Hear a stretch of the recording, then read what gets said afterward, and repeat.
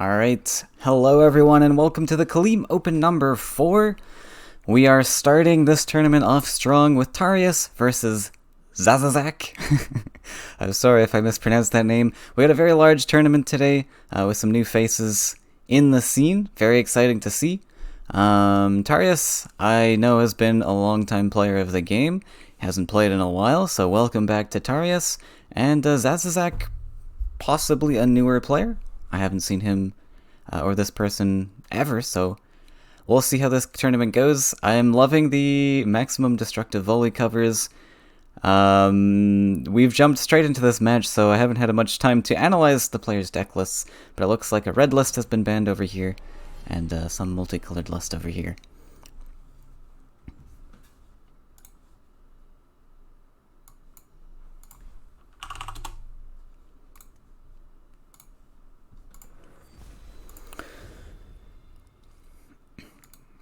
Alright, so, starting on Tarius' side, we've got an Outland Ranger, Demon Wrangler Fanatic. I don't know what either of these players' lists are going to be. Well, this is obviously Rakoans up in the top here by Zazazak. Starting with the center land for this Rakoans list, it might be a more aggressive Rakoans build in that case.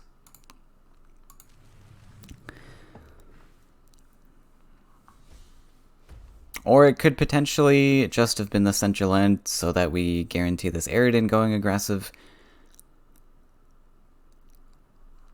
And Tarius with that Demon Wrangler is looking pretty good. Now, I'm not sure Tarius would recognize what this list is just by an Aridin alone. It's very colorful, so I would have a hard time deciphering what type of list this is with an Aridin start. Oh, we got the Rapala as well. I see. Okay, so it's just an angry list. Perfect. So Tarius just continuing straight ahead. We're gonna slap right into that Aridin. Actually dropping the Rakoan Recruiter here behind the Aridin. And I don't mind this at all. Favoring the collections over the +1/+1 buff. And against Angry like this, you really don't need the buffs, especially on a 3-4. This 3-4 should be able to answer everything just fine. Though Tarius is hovering this answer here with the Campfired Wind Soldier. And going to drop the Fanatic. I love this. Oh, okay, not going to drop the Fanatic. The Fanatic's really cool here because it just sets up a really aggressive spot. Conquering this lake and establishing initiative for Tarius here. This means that with the Fanatic on board, Zazazak is going to struggle to play any creatures at all without playing them into threat range of the Fanatic. So I didn't mind playing the Fanatic there at all. But valuing to hang on to this as a mobility trick in the future. It would, of course, get traded pretty unfavorably with that Rakoan. And the Rapala coming down, actually, I think this is not bad for Tarius at all. We were kind of shy of creatures to play, and now we just got a full hand of creatures to play. Of course, the eel would have been better. We definitely would have liked the eel. But Ruby Fish is absolutely fine.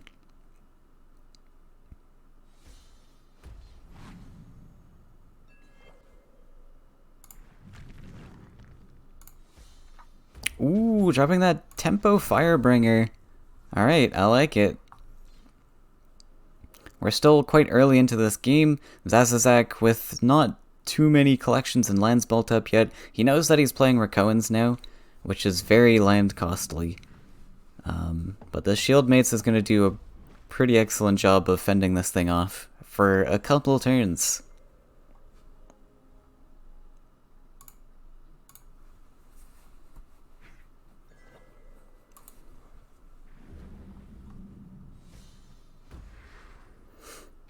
Wind Soldier actually coming in here to take out the 2-3. Don't know how I feel about that one. It's an option. It uses up a land. You miss out on the opportunity to collect with a Ruby Fish. is quite a costly investment there. I don't know if it's going to quite pay off. But Zazazak, I think, is going to be free for a couple turns at least to double collect with this fish. Unless there's a top-decked eel, but we did just see one get burned off the top. So it could be less likely at this point. And hopefully this dope fish can just keep on collecting for a little while. Not many things in hand to play here. Rakoans definitely need some Rakoans to stick on board in order to gain access to the Illusionist and Cannoneer and all of this stuff. But, oh, we are on Frog Tosser lands. Okay, perfect. Oh, okay, that one I didn't like, though. Definitely should have gone for the value trade. I think Zazazak is favoring the 7 damage to face a little bit too much. You're at a healthy 20 life. That 7 damage really isn't going to matter. But value trades are huge.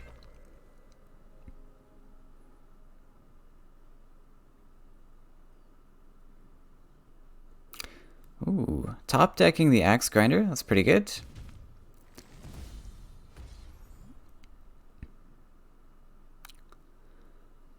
Debating dropping the Demon Wrangler. I don't mind just holding this until we play a Ruby Fish. Ruby Fish is a pretty excellent Wrangler target. Of course, the Ruby Fish is going to have to play into the Dope Fish realistically. Maybe you drop it on left side. I guess left side's an option too, actually. This sets up a double collector. Phantasm top deck, not what Zazazak is looking for.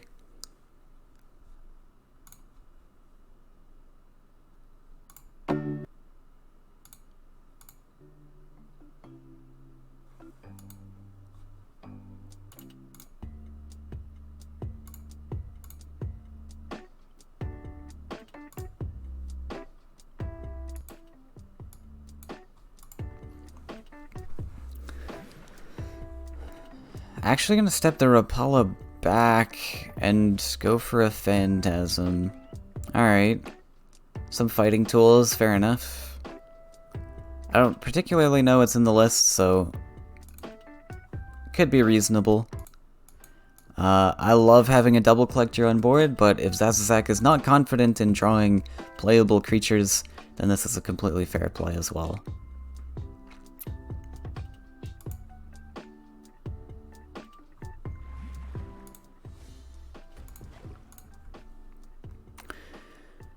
This does open up an opportunity, though, for the Demon Wrangler to safely come on the right side. That Ruby Fish, or the Rapala, is no longer threatening.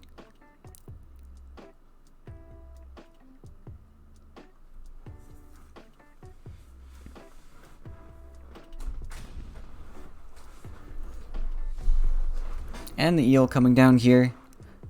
I like it. We're gonna have to shock the 6/6, of course. Which is fine. That's a pretty nice trade for the Phantasm into the eel, but if we shock this one, obviously it's just gonna value trade the Axe Grinder. Finds the second Frog Tosser, though. Pretty good. I'm praying, though, that we toss the 2/1. It's so much better. Still, 15 life is very healthy. It really sucks to just kill off the Frog Tosser. And we are going for it this time. Okay, so 5 is not as spooky as 7, Zazazak says. Excellent. So this works out really well. We can just trade into the 6/4. Probably the 2/2.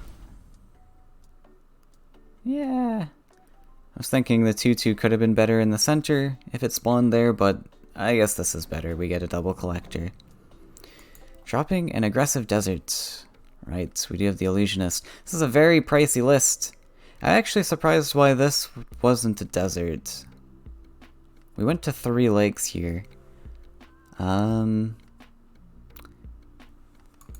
Perhaps there are other 3 lake cards in the deck. One thing to point out, if you're playing like a really land costly deck like this, with 8 lands apparently, you want to play to your hand probably first, especially with Illusionist. It's such a great tool. This would have been much better as a desert, just so that you have access to that Illusionist, and you can use your power wheel for other things. Maybe there's like, I don't know, Aurora, Creation, or something in this list. Well, Fagoro needs 3 lakes, but you didn't immediately have that at hand. I think building towards the Illusionist is better.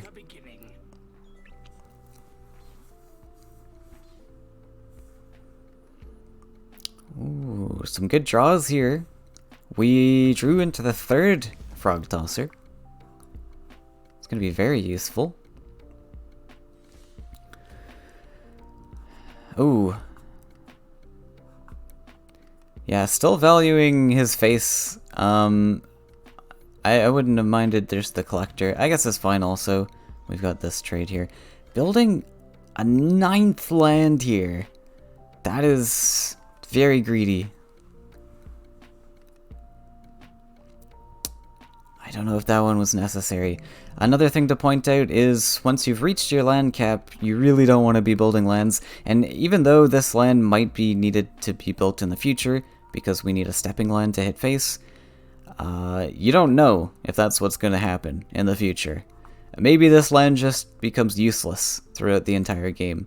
Like, your hand is not very telling at all of requiring this mountain, so you could just +1 draw, probably a +1 in this scenario. Well, or a draw could work too.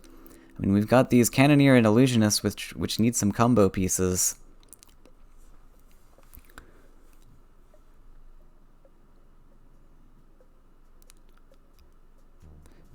But also, if Tarius miraculously has answers to these collectors, Zazazak's not going to be able to play this Frog Tosser.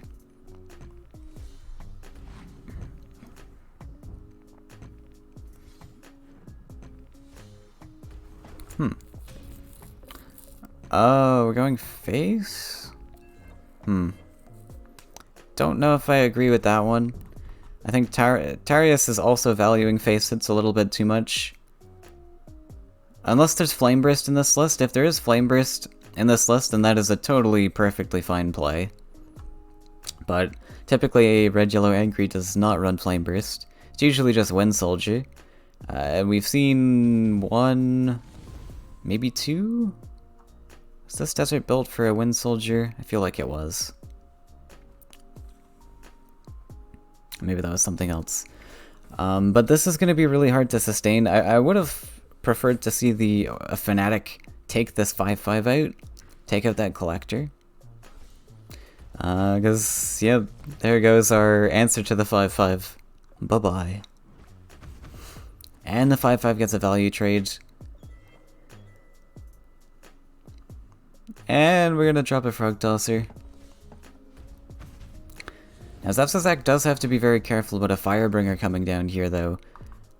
I would have been a little more spooked, maybe even dropping the Frog Tosser on the left side here. Because, alright, well, Tarius gonna throw in the towel. Not feeling confident in this incredible just capturing of the board here. And is gonna counter with potentially his own Rakoan's list. The other option being mono green, which is probably not the best answer to the Rakoans. So we're just gonna go for a potential mirror matchup.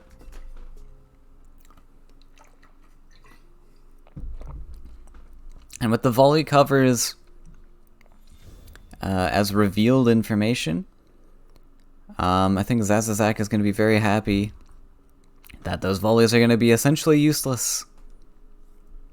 We do have creation in this. Okay. Wonder what the creation targets are. And Tarius running the Rakoan War Leader, not a card you see every day. This card tends to struggle a little bit in the meta.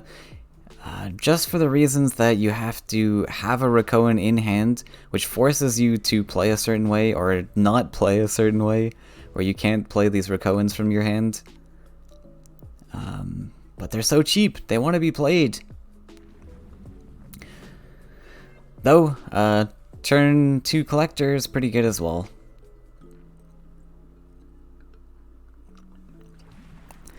The other thing is that Rakoans don't really benefit from having buffs. You've got transform effects and sacrifice effects, which just kind of waste any buffs you might gain.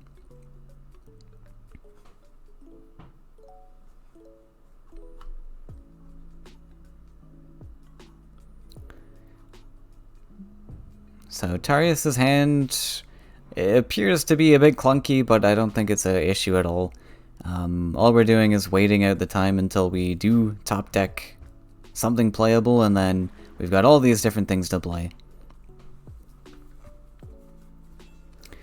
And War Leader just gonna step into double collection. We're gonna play a slower game on both sides, just double collecting. Zazazak with the Ulani, that is a huge, huge card in this mirror matchup.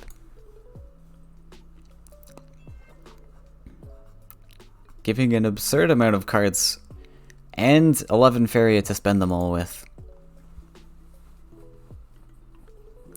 Oh wow, we've got a Salamander in this list as well.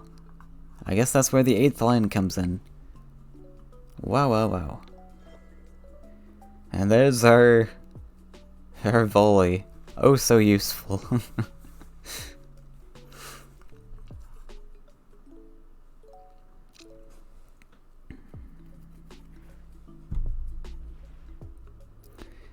So one thing that's important about this matchup is recognizing where your opponent's colored lines are. Rakoans is very tricky. Oh, really? The champion coming down? Okay, I don't know what the intention is with this. That is quite strange to me.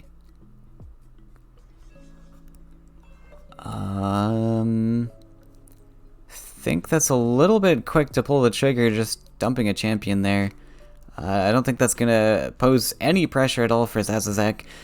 You really want these champions to be large in this matchup, because your opponent can just outswarm this, easily answer it, and then wait to build up their own champion.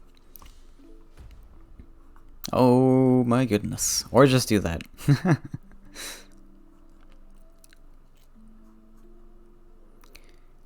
Might see a second gift. We're hovering a little bit here, recognizing that there's 8 stats here to clean up the 8/8. I don't mind the second gift. Currently, Tarius has nothing on board to contest this.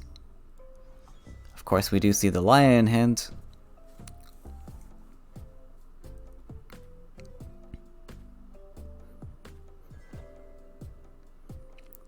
Which is a pretty perfect answer here. This double neutral also hurting Tarius a lot if we've got Frog Tosser in the list. And I do not like that placement. Issue with this placement here is, well, you're not really stopping the 14-9 at all. He gets to collect, gets to hit the Laya, and block your double collection, which is horrible. No offense, Tarius. I know you've been out of it for a while. But that's why I can bully you a little. So Laya definitely wants to be on the neutral here. To block this collection, not necessarily a block you might think, but it forces a land build in order to actually take this collection, which is essentially a blocked collection. And then the structure is well out of your way of double collecting.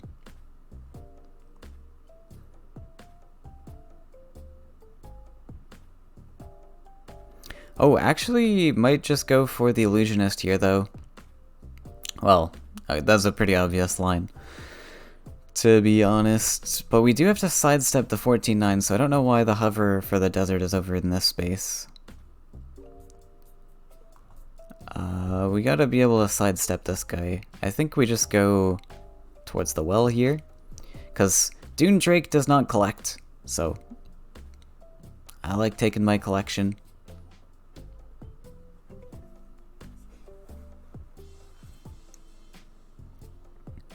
But thinking about this one a little bit, maybe considering going aggressive with the 14-9. But again, favoring collections is just going to be a lot better. Oh, not actually doing the illusionist at all. Okay, I'm not sure why that didn't happen. It straight up just blocks the collection here from your opponent. Maybe concerned that we're losing the 1-1, but it's a pretty good trade. Illusionist into Laya.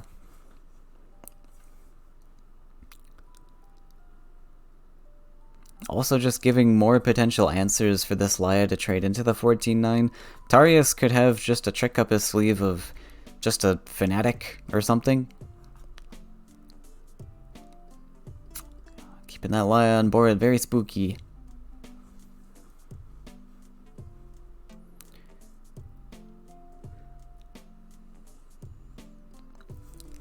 So Tarius here, we're having a bit of a struggle.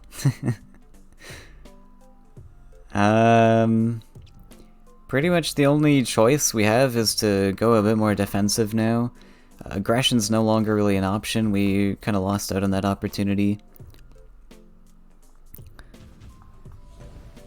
Okay. Trying to protect the Laya.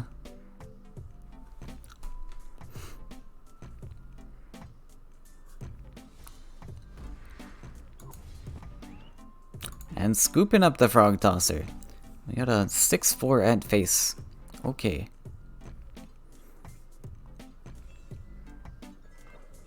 Three wishes. Everything makes sense now. My vision is clear. This is why we're going for 9 lands in the deck. Alright. Very impressive that this list won. 9 lands is, by competitive standards, very, very expensive. Unheard of. And we might even sneak a second win with this list.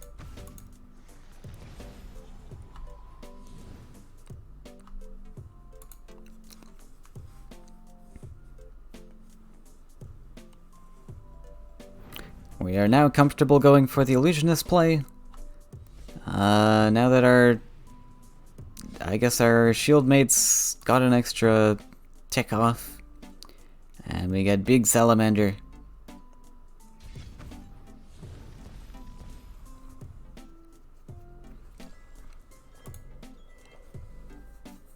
We might actually get to see this 3 wishes be played even.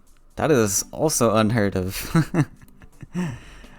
3 wishes used to be a playable card.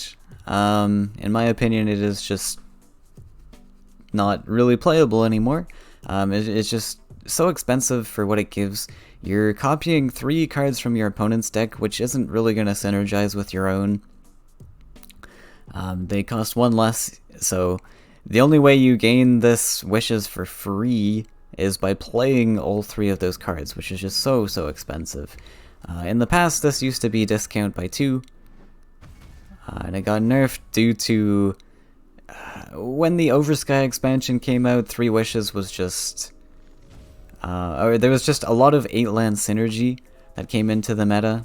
Frog Tosser was absurd. It was like a 4/6. Skywell was not a legendary, and it was a 6/8. We had other things like Gemshell Tortoise in the meta. There was the Seed being played, Earthcraft.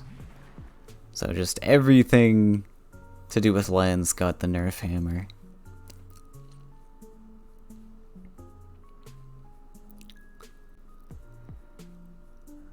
So we might see the second Salamander. That probably gives us the stats somewhere. Gonna take a value trade up here. Yeah, perfect. We even get a value trade with the Salamander.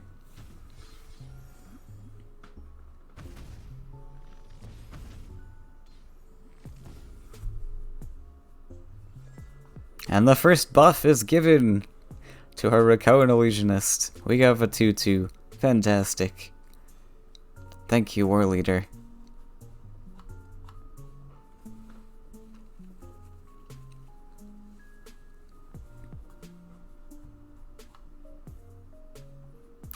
So, not much to do here. This looks like it's gonna be very, very tough for Tarius. Even impossible, I would say.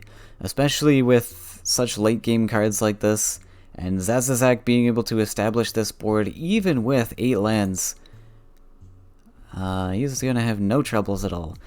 Also, 3 Wishes, as I said, usually gives you unsynergistic cards, but in the mirror matchup, that's pretty good.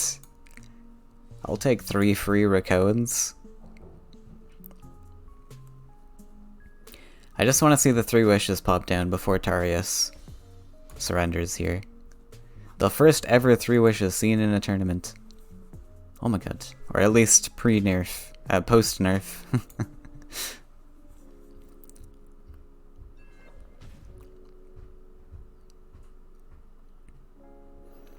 Let's see it. You know you want to.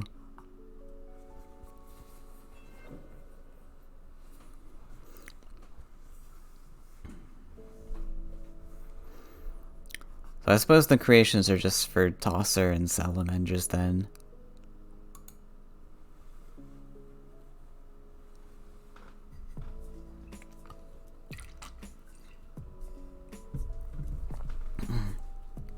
Three wish, 3 wish, 3 wish.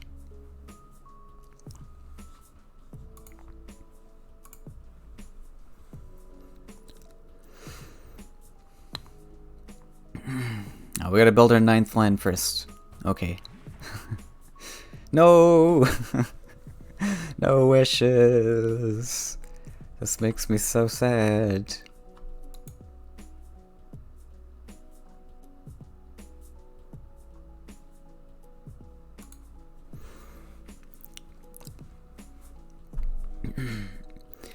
I think we ought to see a surrender at any point now.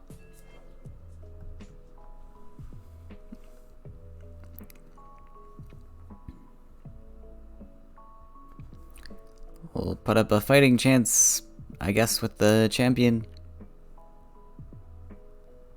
What is this, 6/6?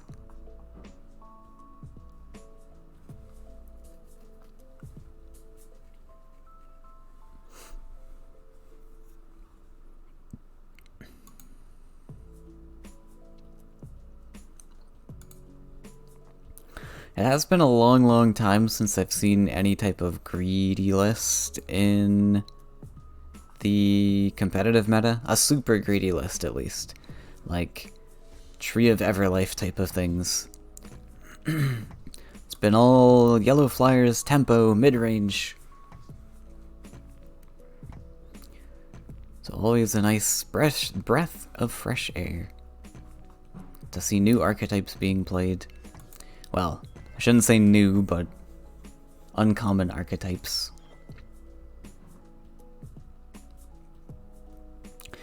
Alright, we got so much Faeria to spend. It's gotta be a 3-wish turn. Come on. We don't need more value. Pfft. Okay. A 6-creature salamander is pretty cool, too. That is also something you don't see every day.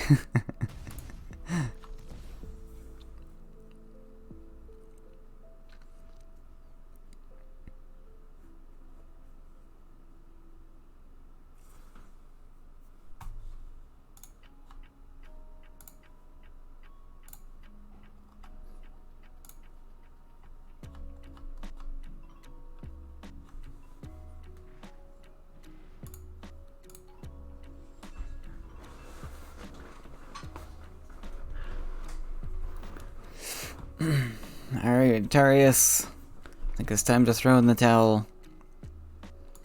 Of course, this is a best of 3. So, Tarius just fighting until the bitter end. Doesn't want to give up this series.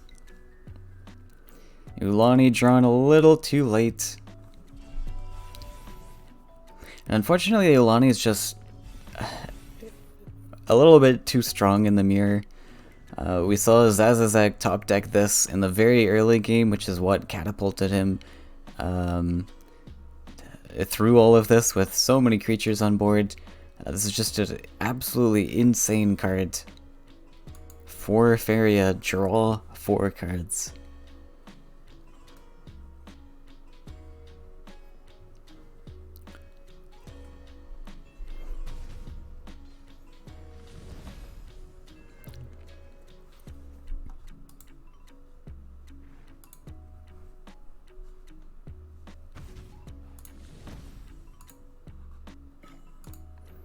Alright, and there is the surrender. So Zazazak going to be moving on with the 9-land deck. Very impressive. Full props to you for doing that. And I was very excited to see the 6-creature salamander. Definitely not something you see every day. So that was the... what was that? Round of 16, I believe. And we will move on to the round of 8. Ooh.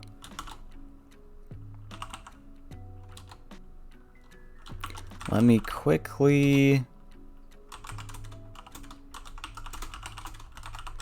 I see Lizard and Mardis's match is up, but I'll quickly show you guys the brackets. Hopefully we can catch their match in time. Let's show brackets.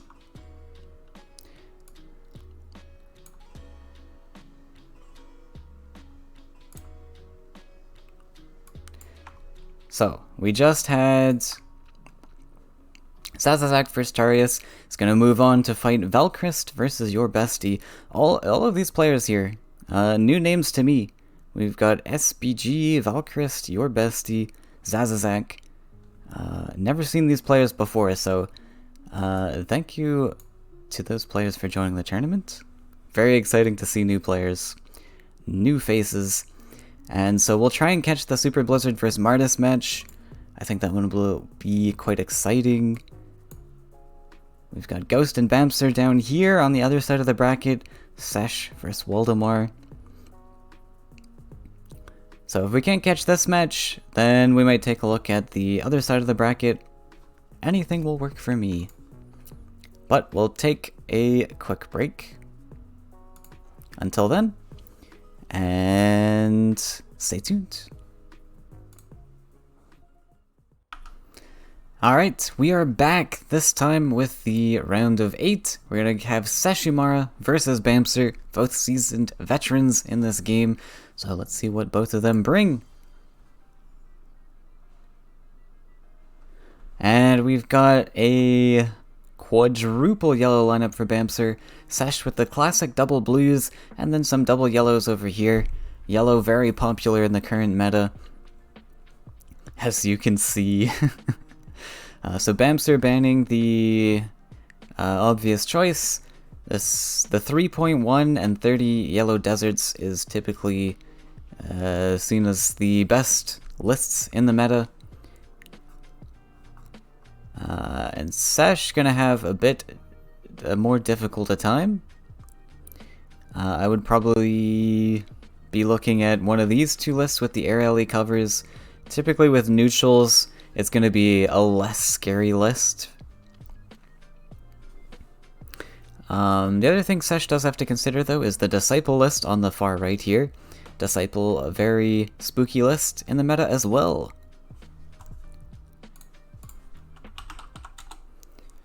Yep, and this will be a best of 5, unlike the previous series. So, let's see. Mono Blue should have an alright time against Disciple, so really I'd be looking at one of these two yellows. Gonna lock in the 3.4. I think that's reasonable as well. I think this could potentially be like a Flyers list with Azurai in it. 2.9 also could be a Flyers list though. So, Just things you gotta think about when making bans with this very limited information. Very important to pick your deck covers wisely, by the way, as well for these tournaments. Might be obvious, but you don't want to be giving away too much information. For example, a card like Soul Drain is going to be seen in pretty much every yellow list. If your opponent's playing yellow, they're probably playing Soul Drain. So might as well show a Soul Drain cover. Air Alley is less common, but it's not super telling. Battletoads also pretty much seen in most blue lists.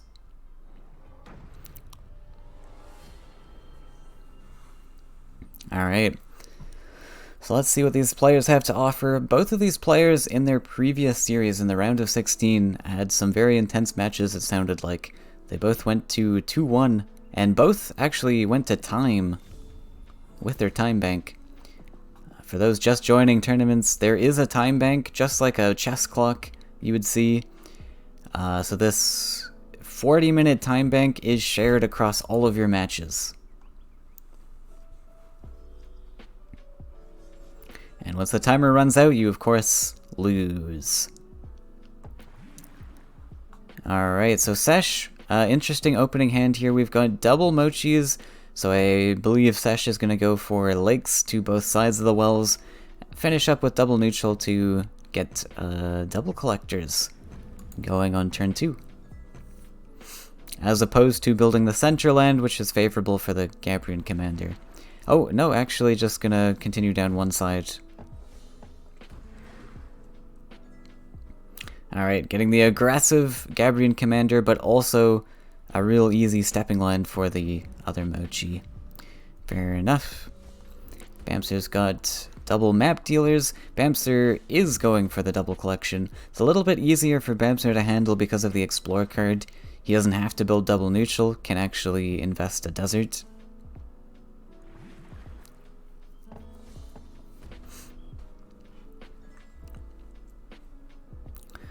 Demon Wrangler, pretty nice pickup here with the map dealers on board. Probably see that guy pop down.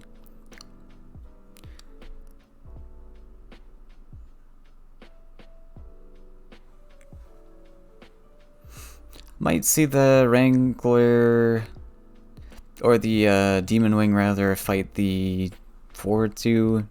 It's reasonable. I mean, you still set up your double collections. I don't have an immediate answer to this right now anyways.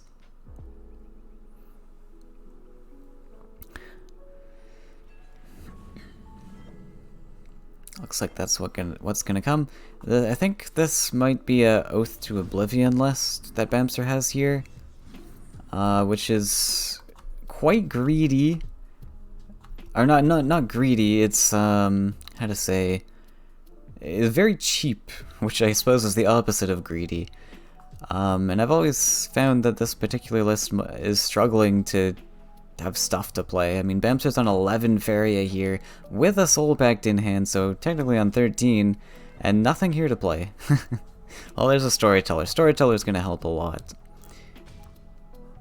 Important to note here, Sesh top decked the Phantasm, which is pretty huge when you got double Mochis down. 1-cost Phantasm. That feels good.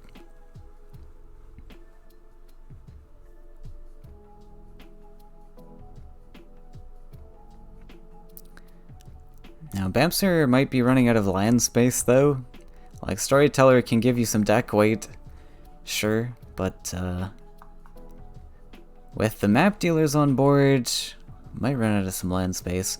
18 Faeria, so much.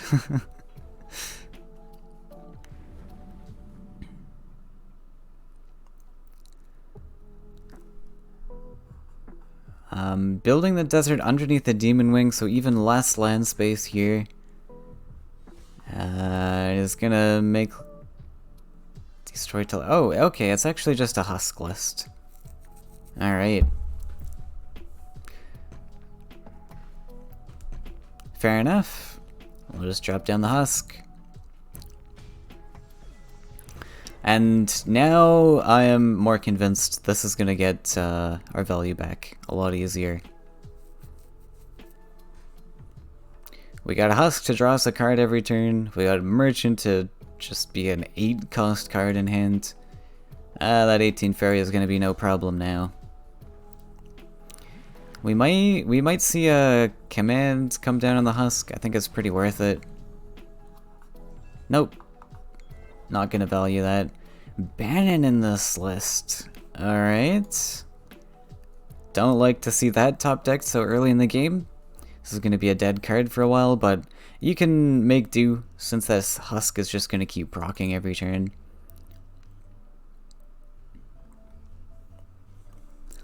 Actually kind of surprised we didn't see the command come down. This is quite the engine, and especially when Bamster's a 19 Faeria, card draw is a very, very valuable resource for him right now. But perhaps wants to save this for clearing creatures instead. Also can be a valid strategy. Creatures have a very large impact on the board. Using the champion to use your opponent's mobility against them. I like it.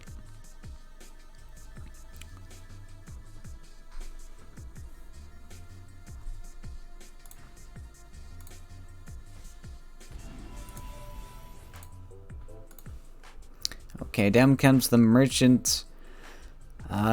Few options here to pick from. Could be a tricky choice. Any of those options look fine, to be honest. Maybe you don't want the Grizzly. Grizzly's a little slow. I would probably be looking at Tide Lord more so. Maybe Monstrosity. Oh, okay. Actually just gonna go for the Grizzly, though.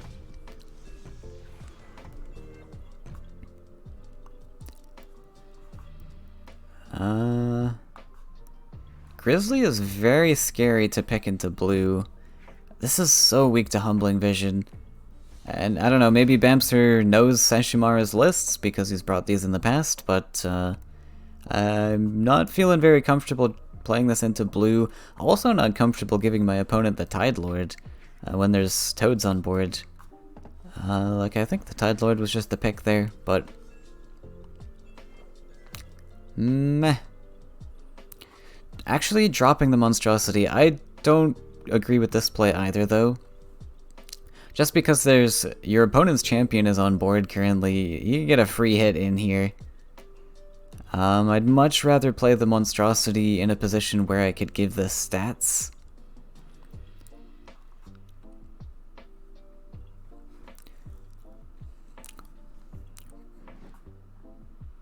And it looks like that's what's going to happen. We're going to play that next champion after the Balloonfish comes down and becomes a good little collector for us.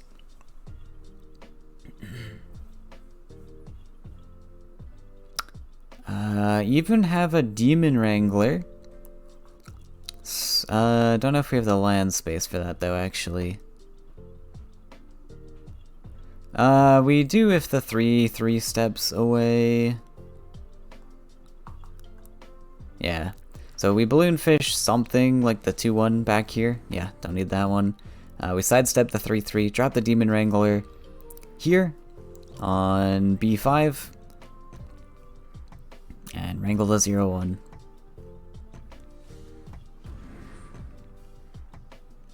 Free slap. Yep, looks perfect. Oh, even top decks the second Husk. Oh, excellent. Alright, what more could Bamster even want here? I think he's just got every card he possibly could want, even finding the third Husk. And honestly, it is reasonable to play the third Husk here. We have so much Faeria collections going, and the Bannon in hand. I'm feeling very safe, even dropping the third Husk. I don't know if it's necessary. It does clutter up land space as well. But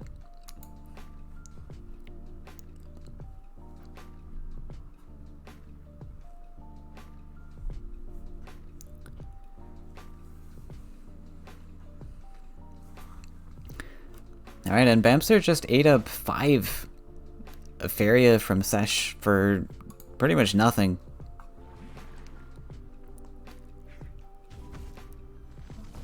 Even keeping the champions on board We're gonna go for a Phantasm. Okay, fair enough. Phantasm plus the Warden's pretty cool.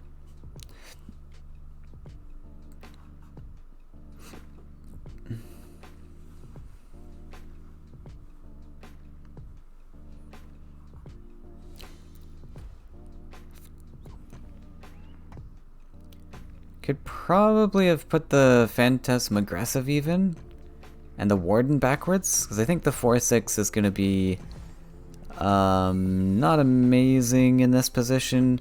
The champion gets to value hit this. So I probably would have liked to see these two creatures swapped, but still really nice to see the protection bubble with the 5-5.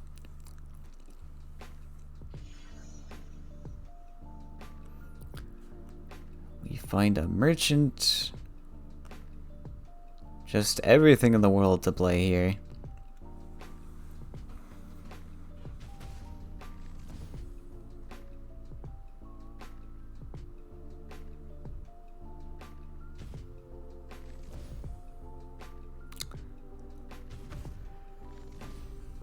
Yep, value hit. Probably just see the merchant pop down.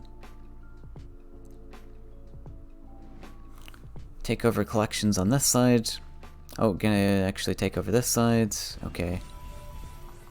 Finds a bomb slinger. But probably Twin Souls is better. Yeah, I think it's probably just Twin Soul. Sash actually on 5 likes, wow. But if you do give your... Oh, ooh, okay. Going for the bomb slinger instead. Let's explode together. Alright, I mean, it was a debate between the two cards, but I think Twin Soul gave you quite a bit more value, especially when you can just slap this. He says that was a mistake. Maybe realizing that. One thing, though, is if you do take that slap, command comes, finishes off the champion. Command a pretty likely card in a mono blue deck. But Twin Souls is going to be real tough to deal with when that comes down. Might be feeling confident because he's got that Grizzly in hand. It trades really nicely into the Twin Soul.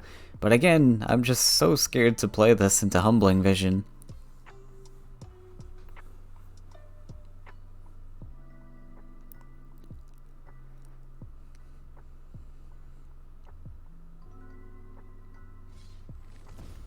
And the command just comes down on the Bomb Slinger.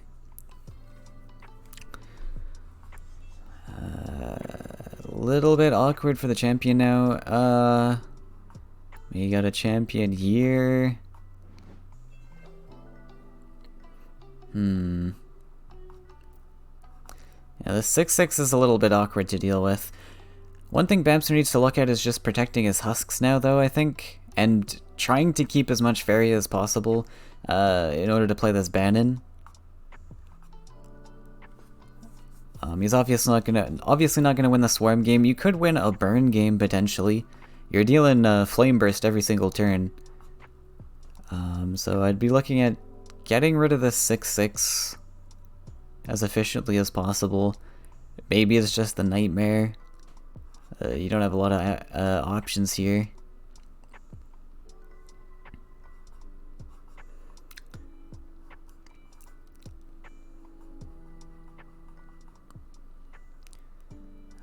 Champion's an option to zip down and get a value trade, but ooh, is this gonna be our champion play? No, I'm gonna zip down and take the value trade. Yeah, it makes sense. That was one thing I'm looking at. It's not ideal because we keep the 6-6 alive, but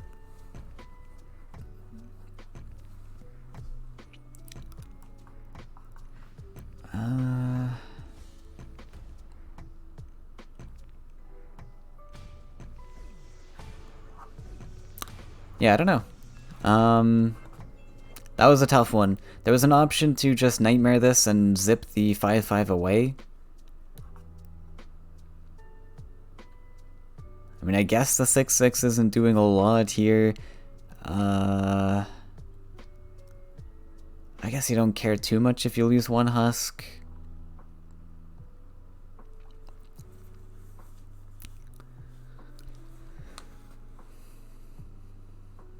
Would be really lovely, though, to save this champion for face potential.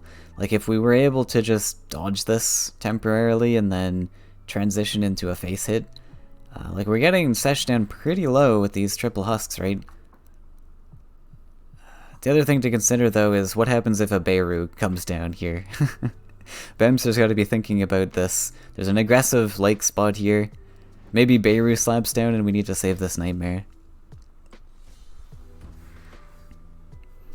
Sesh not actually taking the husk. Okay, that's actually another thing to play around with your opponent's mindset here.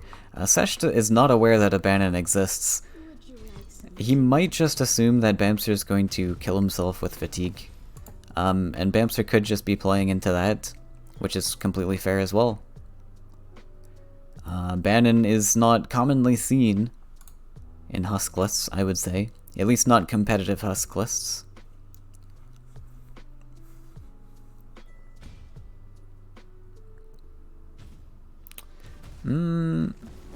Right?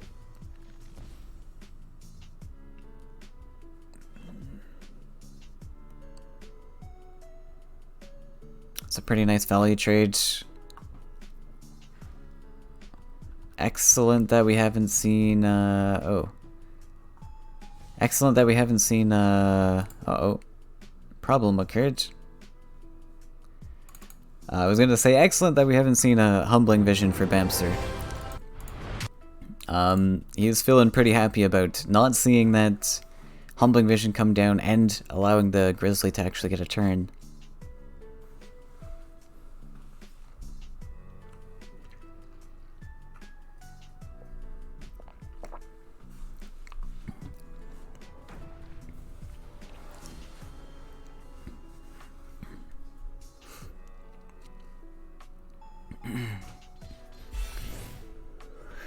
Alright, let's see what happened.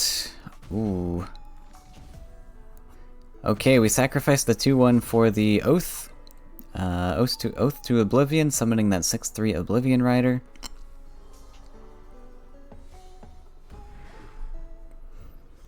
Sesh hanging on with the command. Bandon's still not playable, sadly.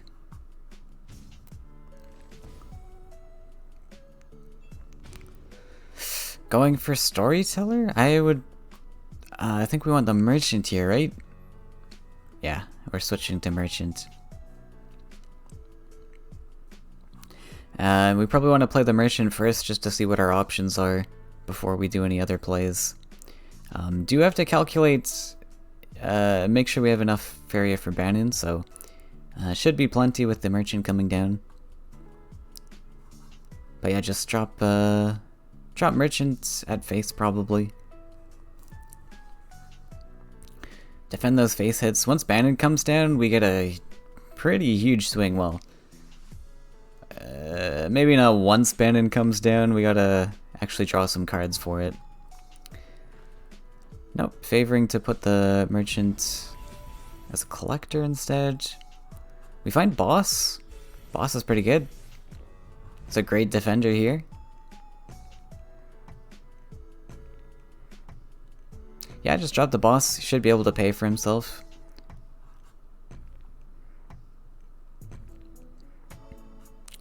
Ancient Boar are actually going to be really tricky for Sesh to be able to play comfortably. This type of list, not running many 5-life creatures. Pretty much just the Archon and the Phantasms, which we've already seen a bunch of. And Banon is active next turn. Wow, so many exciting cards we get to see this tournament. We get to see 3 Wishes, we get to see Banon. Well, we didn't get to see 3 Wishes, I guess, but it almost happened.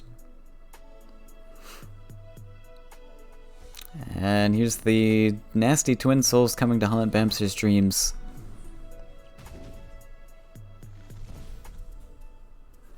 But Bannon trades pretty favorably into this, thankfully. Oh, right, we just have 2 creatures set up. What am I saying? Board clear, and now the Bannon. And we can just Bannon and even get some treasures. Though we don't have hand space anymore, I will say. We are going to overdraw some cards. But I don't think we really have much choice. We're kind of locked into playing Bannon here. It's really nothing else in hand. Obviously can't play Teller, can't really play maps. You can if you really want to hope for a treasure, but I don't think it's worth taking that fatigue. Hunted Outlaw, pretty good. Hunted Outlaw's pretty good. I would pick the Chrysalis here. We got the 33% carpet, but we got no hand space for carpet. I would much rather just take a 0 cost.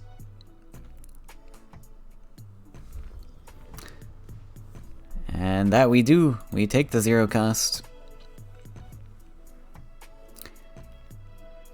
So we're gonna overdraw, but that's okay. He's hovering the Chrysalis. It is actually an option just to dump this without swallowing anything. Well, I'm not actually sure if you're forced to swallow or not with this one. On the other hand, it's not like the end of the world milling cards here. They're just going to be kind of stat sticks, so it doesn't really matter what we draw. However, the fact that these triple husks are still alive, we still only have 6 cards in deck. So this Bannon might not actually do enough.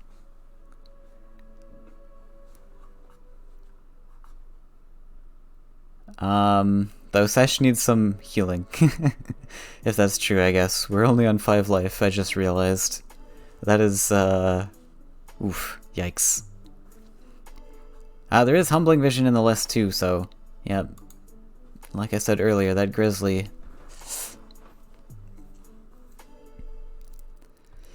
So we went for the double neutral. I think I'd like to just see the efficient,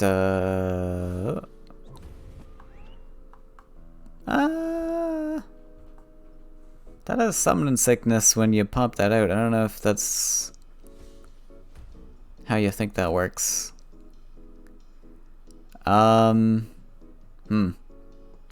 would have much rather see the Chrysalis come defensive and the 6/7 be aggressive. I actually have no idea what this accomplishes.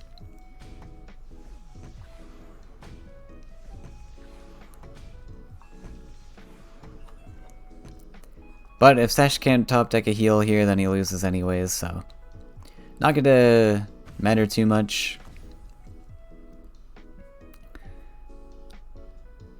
We did already see 2 commands, right? So there's potentially not even a 3rd command in this list, sadly.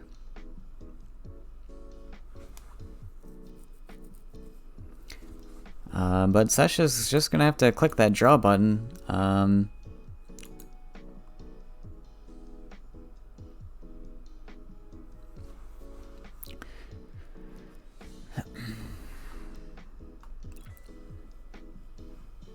If only there was a way to dip under 4 cards.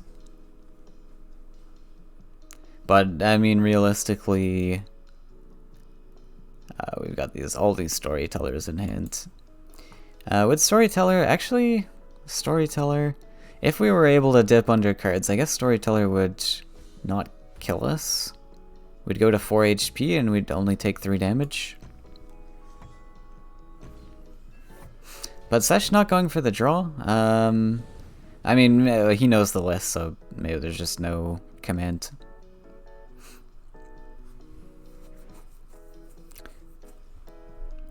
But Bamster using up his precious time bank here for some reason.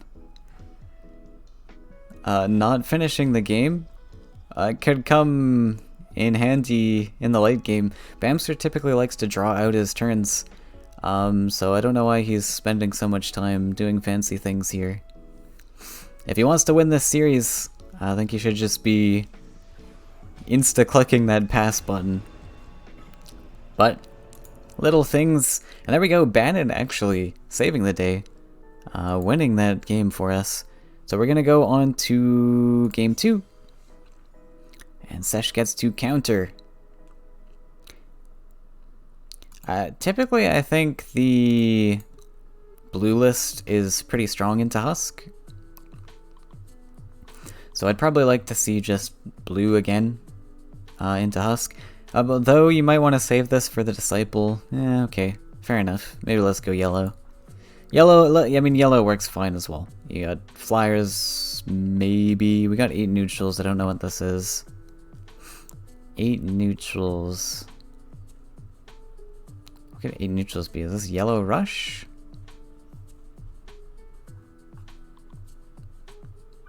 $2.6. I'd probably bank on yellow rush. Could be something else. Oh, we might be switching to blue. I actually think the yellow might be the better pick.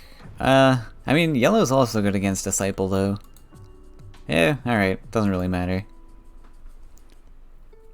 Blue's pretty weak into flyers, though.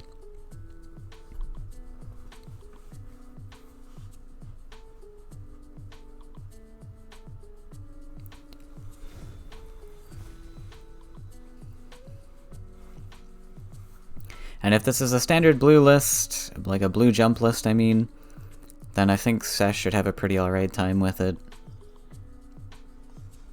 The last list he was playing was a little bit slower, so, and more expensive too, harder to monopolize on all the cards your opponent's giving you. But,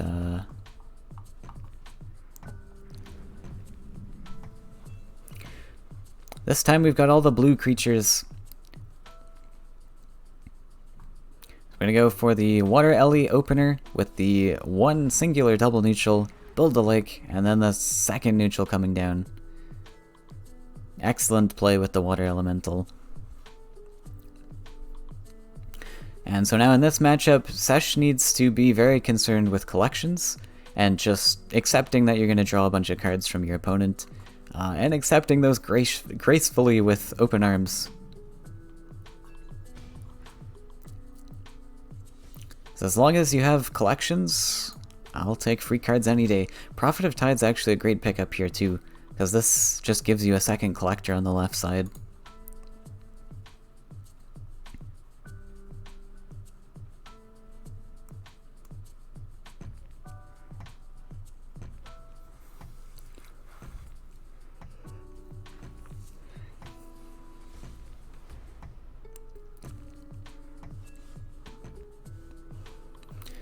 Really land-intensive cards in Sesh's hands at the moment, though, unfortunately. But we got cards to play. Ooh, going for Wood Ellie Sunken Tower.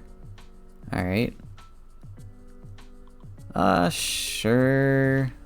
Why not? I guess that brings us closer to Tide Lord. It's a little bit vulnerable to Soul Drain, though, but it also takes away a collector from our opponent and a potential Demon Wrangler target, so fair enough. Though we probably could have also just gone for Prophet of Tides plus Command or something. Maybe he wants to save these for Husks, I don't know. Didn't pull the trigger on this on Husk last game, though.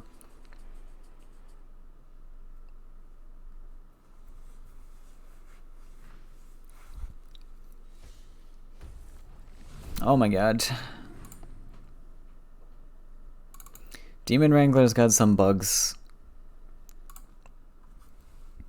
When you're spectating, for some reason, the game does not like Demon Wrangler sacrifices.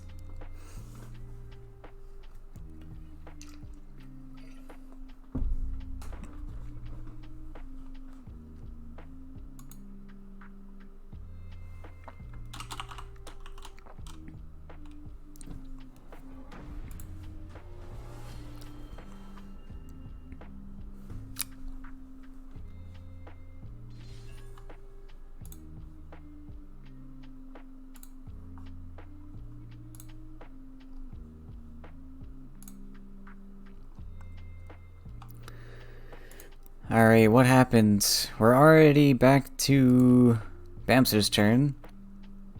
So I suppose we cleared off the... Oh. Right, we sunken towered the demon wing over, killed that. Something happened to the 2-1.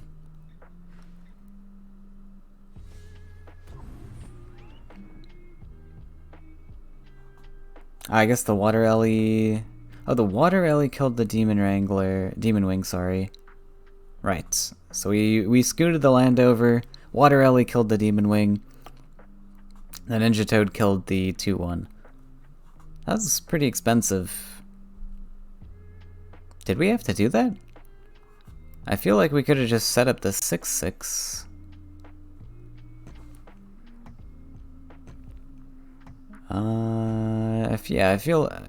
I feel like the ninja toad could have just traded into the demon wing, and we set up the 6-6 to block the well of the 2-1. I don't think we had to spend our water ellie there. That seemed expensive.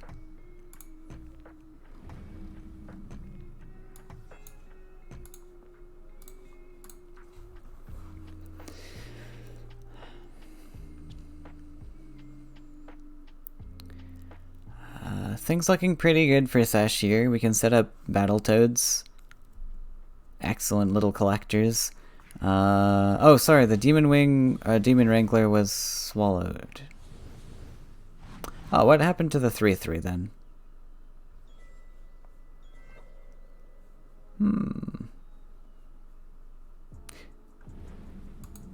I am not sure. Maybe a Soul Drain came down or something.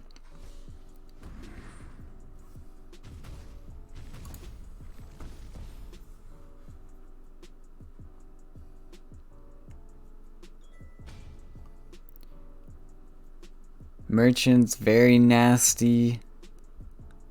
Excellent trade into these toads. Freedom! I think Bamster wants to pick the Freedom Fighter here. Waryak, pretty useless. Beast Trainer, pretty useless. I think that's an obvious pick here.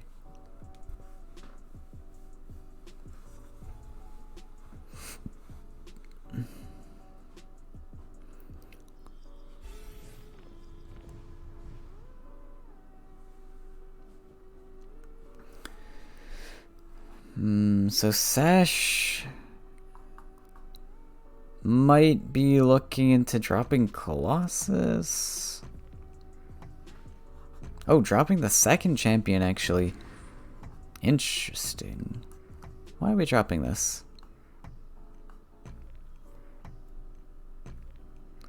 I'm not sure what the second champion is really doing. I think this was just a wasted mobility trick. We also have Tide Lord.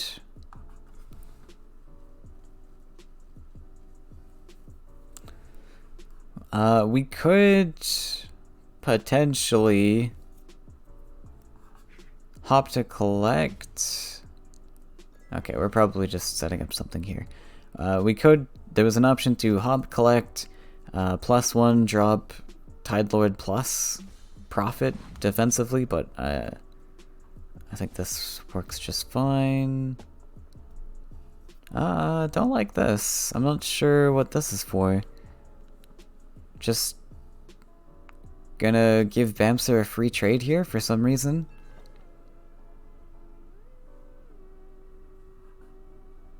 I mean, we might just see a Soul Drain come here anyways.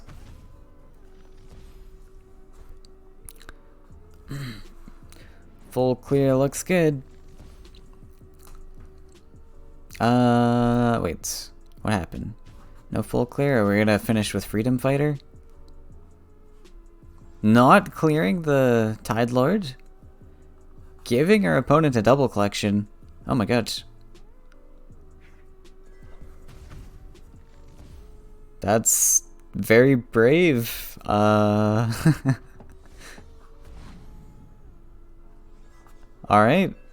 Bamster giving Sash a chance. I think he could have just stomped all over his hopes and dreams here, but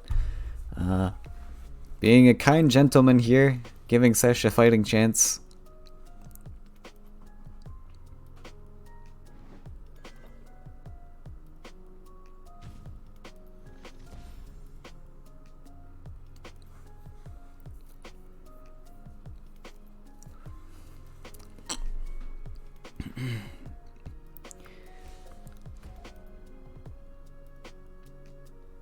We find Teller into Soul Pact, into more draw, and into Demon Wrangler.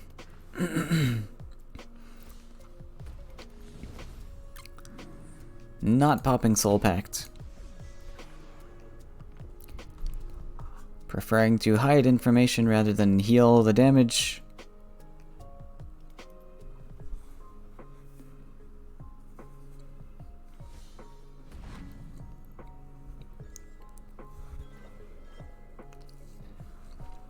Once again, playing into trade range. Not a lot to do in this position, though, to be fair. The game's fairly over at this point.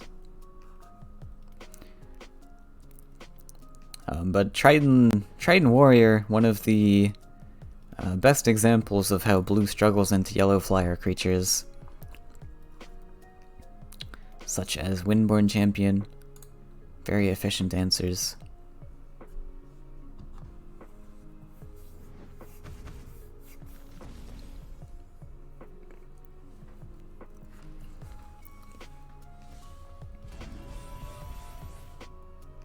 And just gonna rub salt in the wound, drop the Amai Merchant down. Sesh can only hold one more card in hand.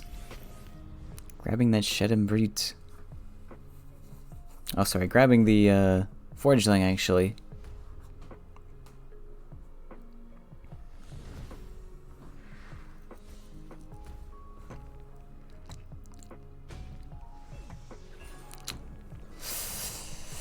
And burning the Colossus. Ouch.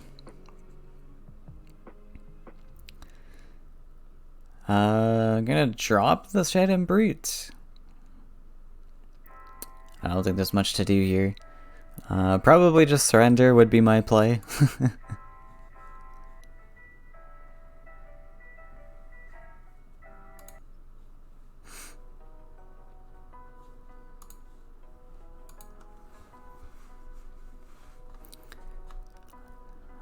If we're still gonna attempt this match, then Colossus left to keep collecting, but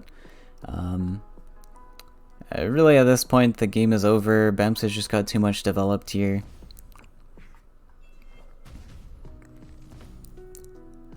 Pretty impossible to come back on board.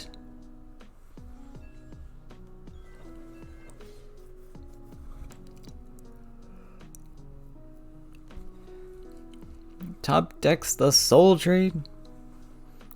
Clean answer to that Colossus.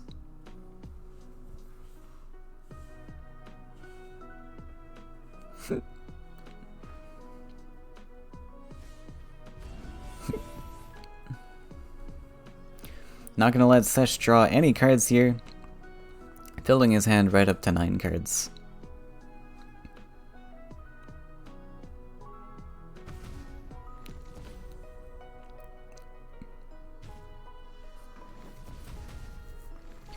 And keeping the Forgeling alive just in case Sesh has any more Colossus to drop. And Bamps taking game 2 with the Husk list. Sesh is gonna desperately have to try and counter this with his yellow list.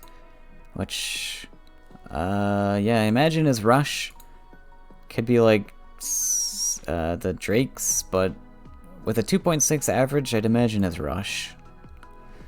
Maybe. I mean, with neutrals though, you're looking at Queen's Guard and Mace Man, which is pretty expensive. I mean, maybe it's the Drake list.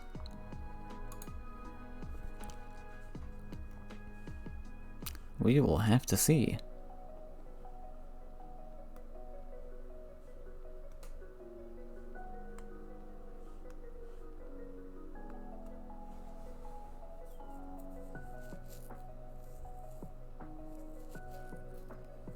Whatever it is, though, it's gonna have to fight its way through 3 lists back to back to back.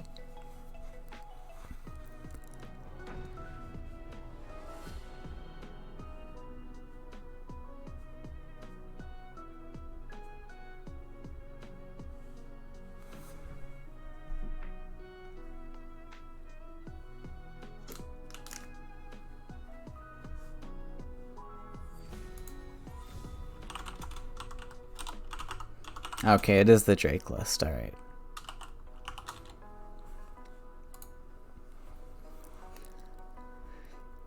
Yeah, fair enough. I think the rush numbers don't actually make a lot of sense when you're looking at Queensguard and Maceman and all that. So we're gonna be an event-heavy Imperial Drake Rider list. This list could potentially do alright, considering how cheap it is. This might actually be pretty good.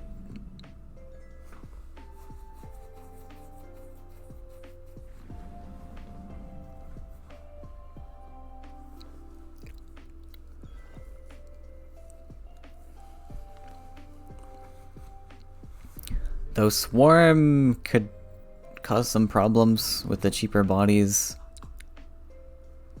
But you could also just rely on your opponent feeding you free cards. Oh, a lake? Wait, what? Are we memeing? Or was that a... What? There's no lakes in this list. As we clearly saw from the deck cover, I think Sesh just made an accident. A whoopsie. He's too used to playing mono blue all the time.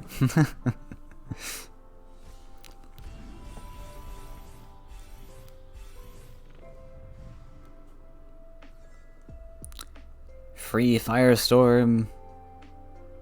Alright.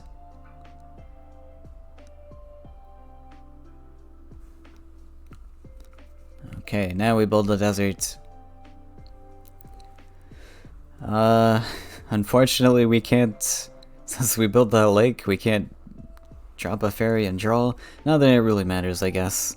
Bamster's answers here are soul drain, so doesn't really matter.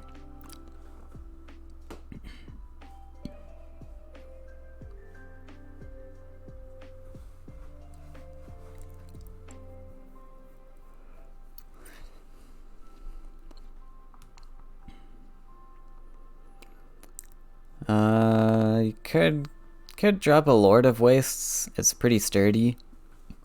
Just a Lord of Waste without sacking. Never too bad. Debating the Smuggler, though. I'd much prefer the extra life stat, I think. Fairy's potentially fine. I would have preferred this in collection range, but we're just gonna bank on the fact that this flips.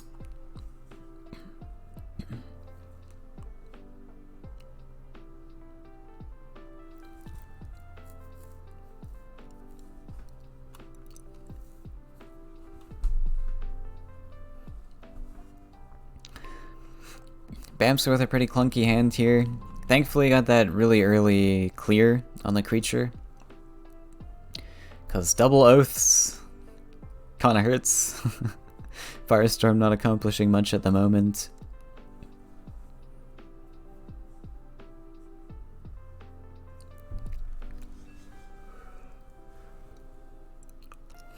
Excuse me. It was very early in the morning for me. Always with these tournaments.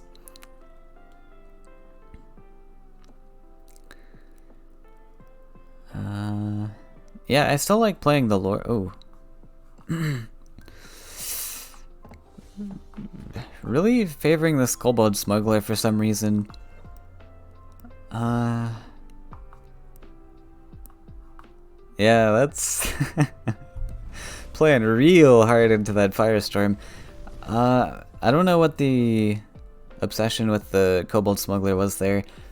Even not considering Firestorm, the 6/4 is just way better. And typically you're not gonna... ideally you never want to play the Kobold Smuggler, it's just terrible value, but... Regardless, Bamster 3-0ing Sesh there with the Husk list. Husk back in meta? I sure hope not. But I think it just came down to the matchups, the lists. Bamster had some pretty good plays, pretty good top decks as well. And yeah, that sometimes happens. It's really tricky to play against the Husk list as well, if you're not familiar with it. And we haven't seen it for a long time, but you do have to put a lot of concern on which cards you play.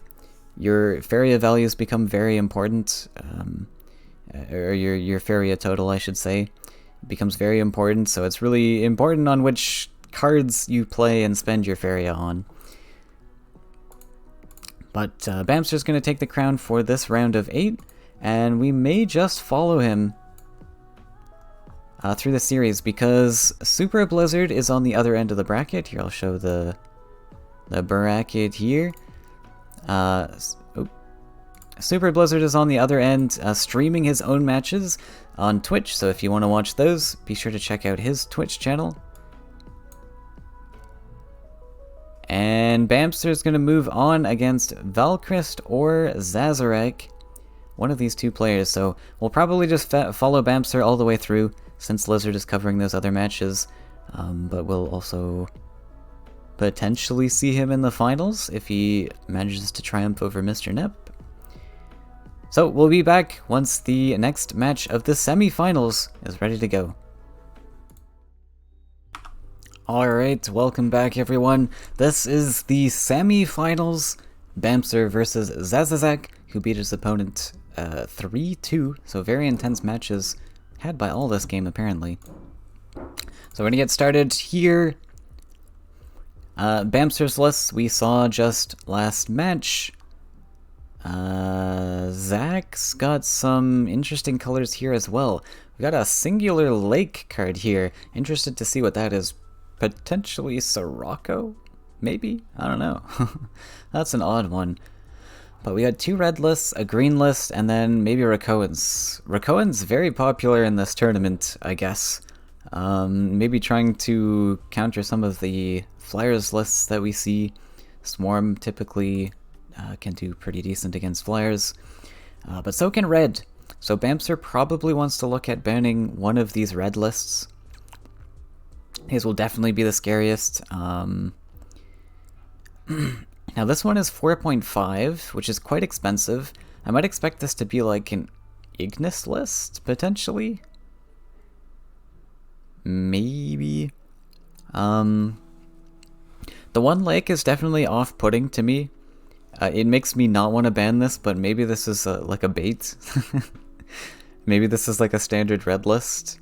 3.9 is a typical average for a regular mono red list. So maybe this is just a bait, and this is actually the one Bamster wants to ban, but I think banning either red list is going to be pretty decent here for him. Just because red, very good against yellow stuff. So Zazazak going to start with the Rakoan's list, Bamster going to start with his Husk list. It served him well in the last match, so maybe it'll do it again. However, Rakoan's is actually quite good against Husk because of how cheap this list is. Though, Zach has to know how to pilot this match because you don't want to play all of your draw tools in this matchup.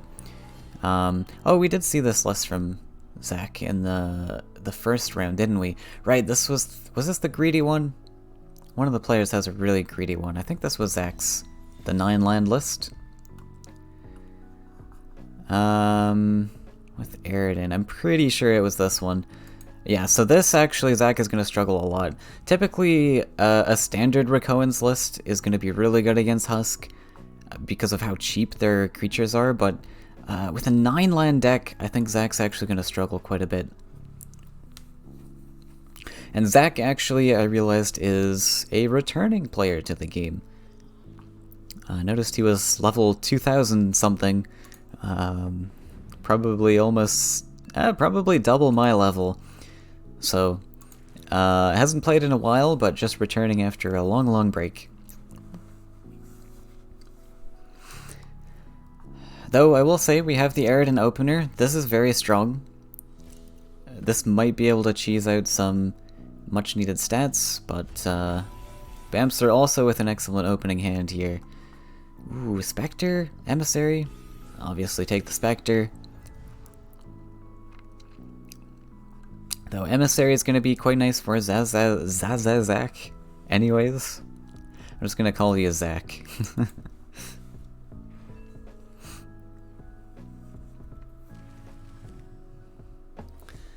Dropping the Eridan away from the merchant, that's interesting.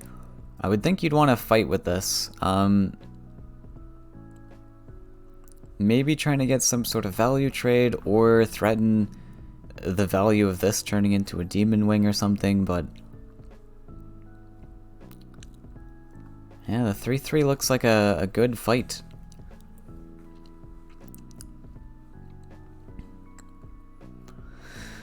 Bamps are hovering the balloonfish. I don't know what the balloonfish is really going to accomplish. You already got double collection. How many more collections do you need? I'd probably more so look at just dumping the Spectre here just to start ramping up that value. Maybe he's thinking about swapping the balloonfish, the 0-1 to the left side with the balloonfish, and then dumping Blightborn Spectre on the right side. Could be fair. And then you also contest this Eridan. Alright, fine. Oh, no, not gonna do that though. Okay.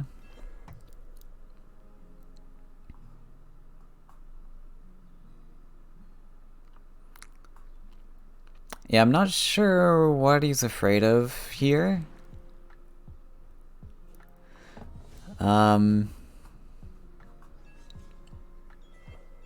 Yeah, I don't think there was a need in popping the balloonfish there.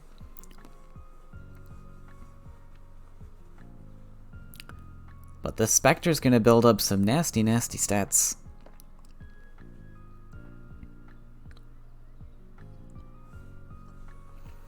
Find the second merchant. Considering double neutral?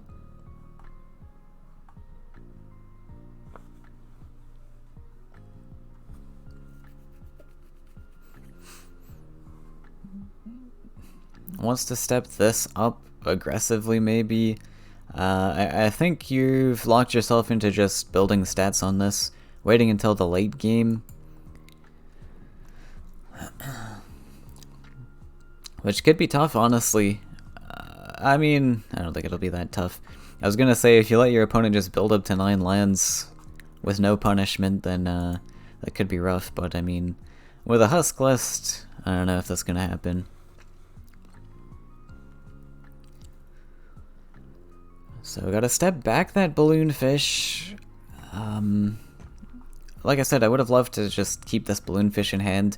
Gives you the option to dash it somewhere else in the future if you really want to. Like, you could have here dashed the balloonfish into double collection instead of just having it awkwardly off to the side here. Finds a bomb slinger, takes the bomb slinger. Going passively.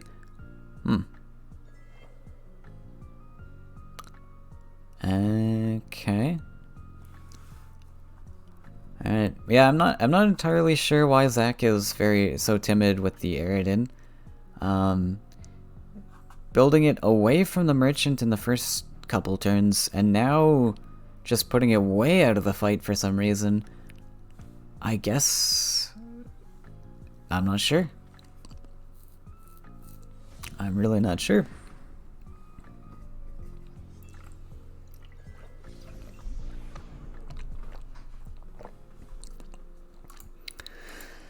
Typically, Eridan in the early game is excellent. Getting this turn 2, down turn 2, and trade it off as soon as possible, that is one way that you can gain a big advantage over your opponent. But if Bamster just lets this sit here, I think he's super cool with that.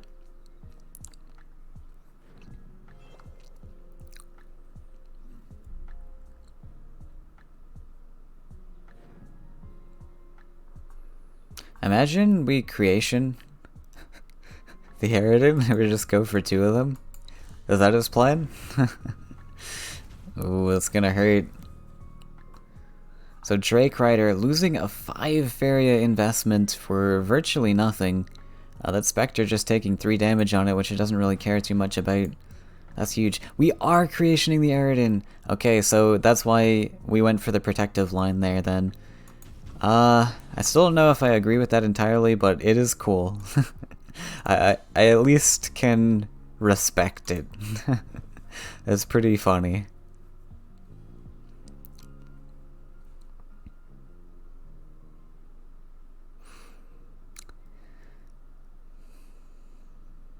We are on Frog Tosser next turn. So that third like doesn't set us too far back from our important creature, but it sets us real far back from like Salamander and all of these other really expensive land cards.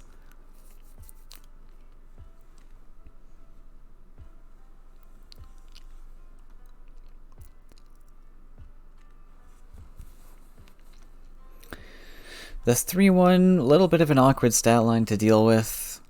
That Balloonfish just kind of died for nothing. Because we just kind of got to trade either the 3-3 or the 5-5 in. I guess we have the Soul Drain, but it's an option. I think we just go for a full clear, essentially, here. We take out the 4-5, we take out the 3-1, and then... I don't know if I want to hit face, particularly. We could, though. But taking the collections is huge, especially in this matchup, when your opponent is just desperate to play stuff. You really want to be taking out your opponent's collections here. I don't know that this double neutral is going to achieve very much.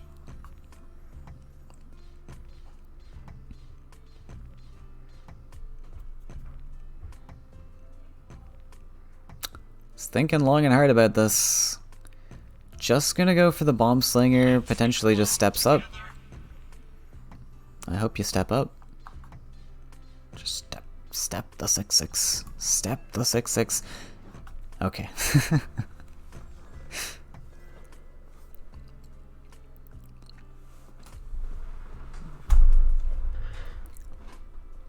So going for a more aggressive line instead. I guess it works with Zach's limited Faeria account anyways, though I still think I prefer taking out the collections entirely. This way I suppose you don't let your Spectre get traded off though. That is another thing to consider. If you hit into the 4-5, the 3-3 is also in range. So, alright, I can respect the line a little bit more.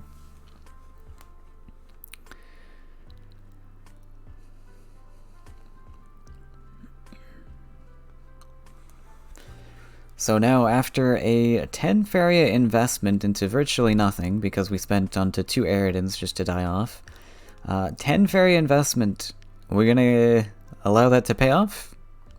Is it gonna happen? I don't know. It might be a little bit too late for that.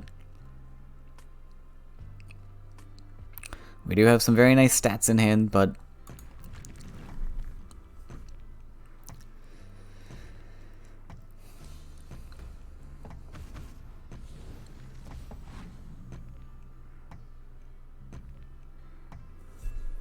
protecting the 4-5.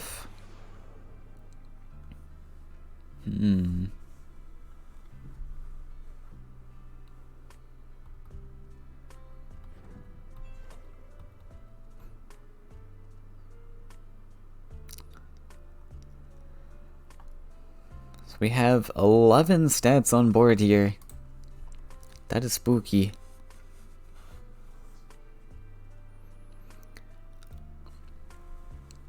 Zach, nowhere close to Illusion.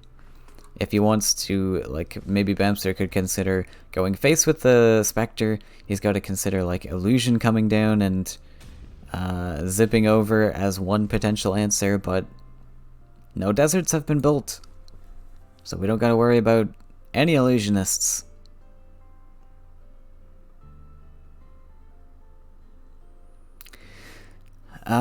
Considering Demon Wrangling the 4-1, I like it. Oh, no, actually we're gonna do that one. Okay. I didn't mind the 4-1 because that takes away the value trade potential, but on the other hand, maybe you don't want the Emissary to be traded off. maybe just keeping it alive is fine. Your opponent doesn't get those stats immediately. And this way you set up that 6-3 to just also threaten face. Doesn't set up a lethal or anything though. Oh, okay, never mind. We are going Demon Wing. Okay, we had all the cards to play. Bye-bye, shield mates.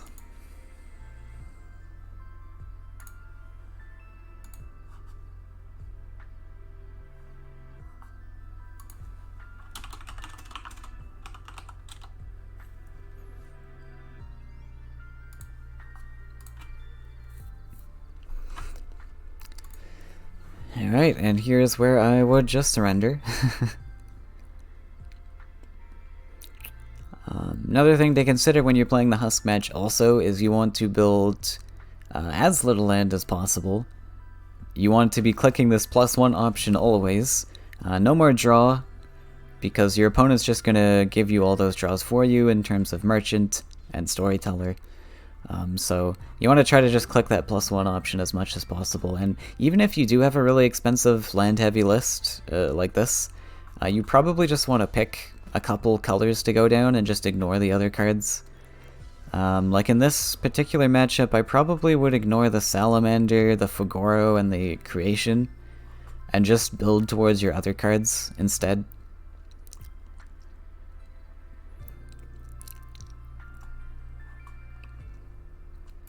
Because it's just going to be really impractical. But on the other hand, 9 lands does not go very far in competitive play, so that is another thing to consider. If you just want to meme as well, that's another thing to consider. Some people just like to meme when they come to tournaments, and that's okay too.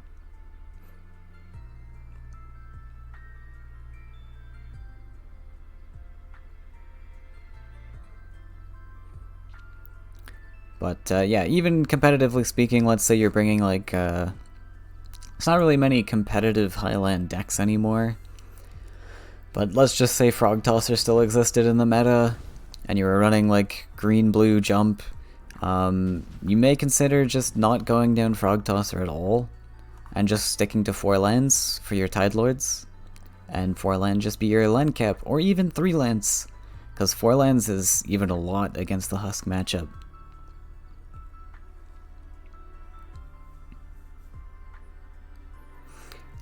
Bamps are doing a good job of just keeping the Spectre out of range, casually building up stats while it takes out a unit here or there, and always threatening that face.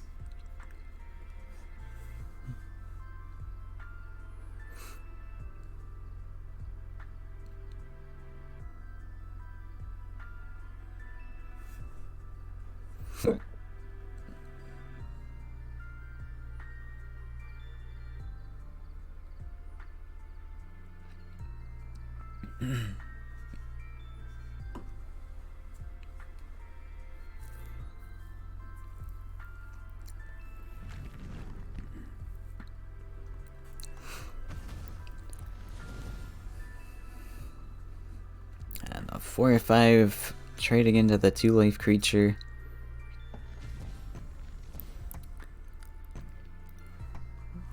And same issue with the Rakoan Chieftain, the 3/5 that gives stats to Rakoans in hand. You still have the same issue with the Aridin, honestly, where the stats really don't mean anything in Rakoans because you're constantly sacrificing them and transforming them. They might mean something every once in a while, but like we invested 10 Faeria, like I said in the early game, just for double Aridins when buffs really aren't that impactful in this list. Salamander is a bit of a different story. You can run Salamander in Rakoans, because this is more of a, how to say, like a kind of like a responsive play to what your opponent's board is. Whereas hand buffs, you can't really pick and choose when those come down. They just kind of have to be invested. And then your Rakoans get sacrificed, they get transformed. But at least with Salamander, you have the option to hold this in hand until you can actually make use of these stats and gain some good value trades. And you can even use this maybe after an illusionist has been played or something, where the stats actually matter. So you're not losing out on the stats, but with hand buffs, you unfortunately do lose out on a lot of those buffs. Sorry, did we just play a Bannon? A tempo Bannon? I've been talking too much, I didn't even notice this. Tempo Bannon, alright. 7 cost 5/5 Bannon.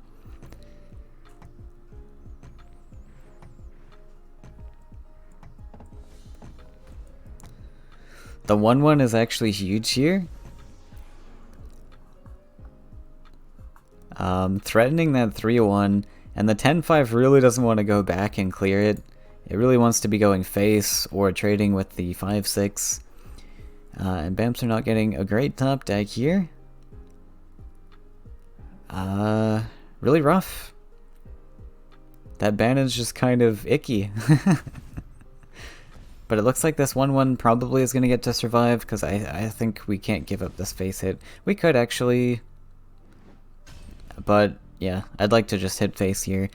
Zach could just swarm, and then we're not sure what we're going to draw here. It's likely we draw answers, but oh, actually using the Husk as a blocker, I like that a lot. That's a pretty clever play. So we're blocking against the Illusionist. Pretty good. And we draw into another Husk. But I don't think Zach's probably not going to be able to deal with this. All we've got is Salamanders in hand.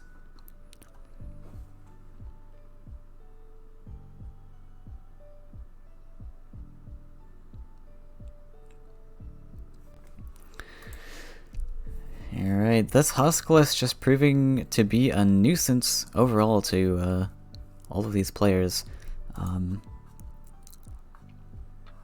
But we'll see if Zach has a list that can manage. We do top deck the Illusionists, but even without the Husk, like, we didn't have the second desert built. Just again, with all those lands making it so difficult to use our power wheel. So Bamps are going to take game 1. Zach's going to have to find a list to counter with, which is probably just going to be the red list. I mean, we got to find some in to use this green list. Green is going to be awful into all of this. So there's an option just to run green, because maybe there's a chance with a Vulpine it could be swarmy enough. And you could use like your opponent's merchant cards against them potentially. So I don't mind going with the green just because it's awful into the other matchups anyways. But red is probably the better counter overall. So we've got 1 neutral and 1 lake. Which is a Rapala. Okay, fair enough. It's time into Rapala. I guess that makes sense. Could have also calculated that that wasn't a Sirocco just by counting the numbers up.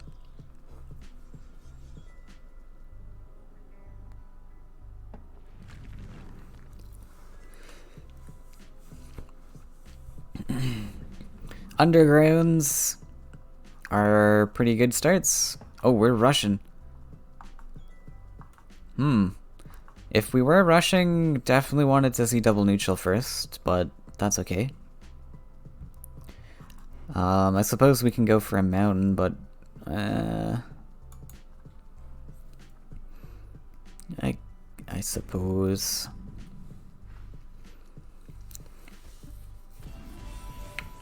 I don't mind the rush, especially because Zach knows that Bamster's list is very swarmy and relatively weak in the early game in terms of swarm, though Demon Wrangler helps a lot. Demon Wrangler is going to be super nasty into Underground Boss. There is a debate here, potentially, like, yeah, like Drake Rider could be good in the future. Oh, could be good for Bamster too, yeah. I like it. That's pretty good. So I might like to see a mountain to the side then. Because if we go mountain aggressive here, we just give our opponent a free trade for no reason.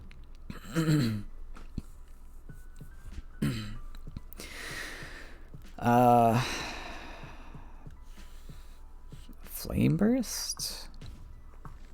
I don't know about that, Chief. So here's another good tip for maybe some newer players to the game as well. Don't spend removal tools on creatures that have no impact on the current board. And by that I mean this Drake Rider was already collecting, so the merchant, clearing the merchant is just burning 3 Faeria from you for no reason. We have the luxury in this game to store Faeria and cards. Now if Zach is incredibly worried about just overdrawing with like storytellers and merchants, sure, but even then I wouldn't really make that consideration.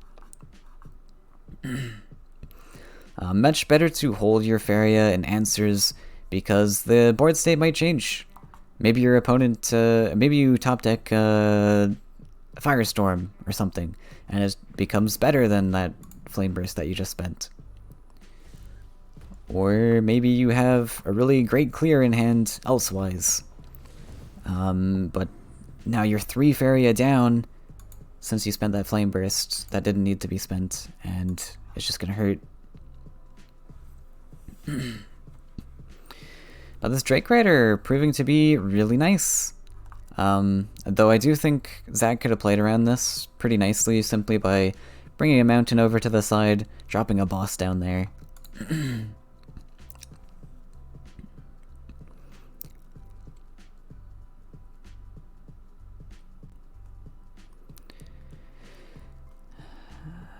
And that singular proc is shutting down our entire list here.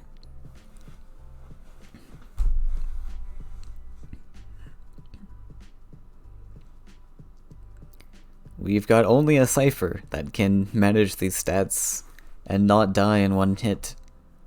But even that's not gonna really cut it for us.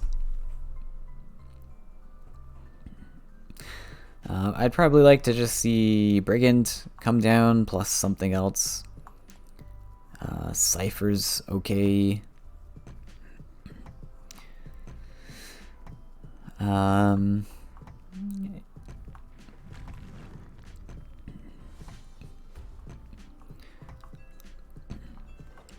No Cypher though. We like with the rush game plan, we really want to apply this pressure also. Because we're in a spot now where Bamster has the option to just step all over our lands. If only a single creature is being played. But just gonna go face, which makes sense also. We got quite a bit of pressure ourselves.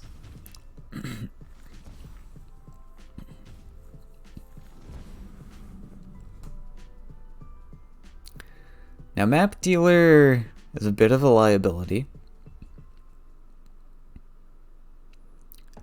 With more of these underground things. Though at this stage in the game it probably doesn't matter. I mean, we've got 10 damage set up here. Ooh, there's Safeguard in this list. Interesting.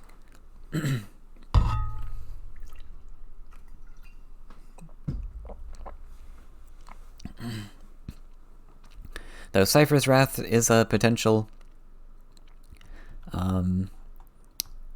It's possible for the game to swing one way or another, where you could... Zach could potentially drop like 2 combat creatures here, plus a Cypher's Wrath. And then Bamster's actually looking kind of scared.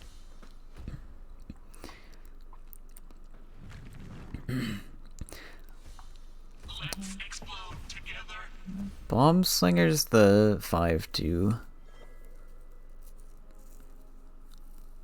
Ouch. Much hurt.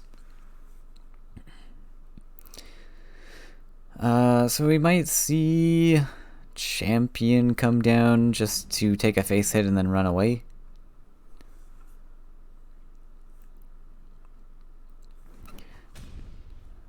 Not gonna run away, just gonna slap face. One thing Bamster might want to consider also is Gift of Steel. He's not entirely sure what's going to be in this list, so Gift of Steel's a possibility.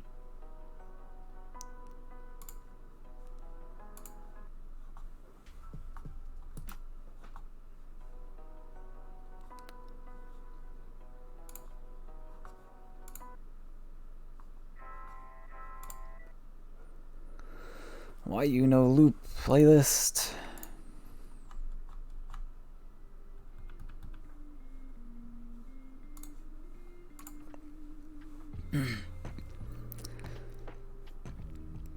He's thinking about it. 0-1 tucking in?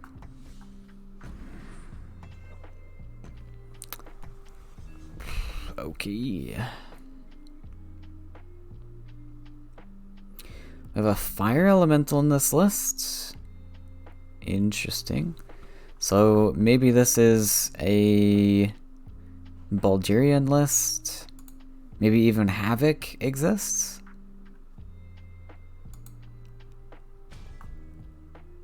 Though Havoc's not gonna really help too much.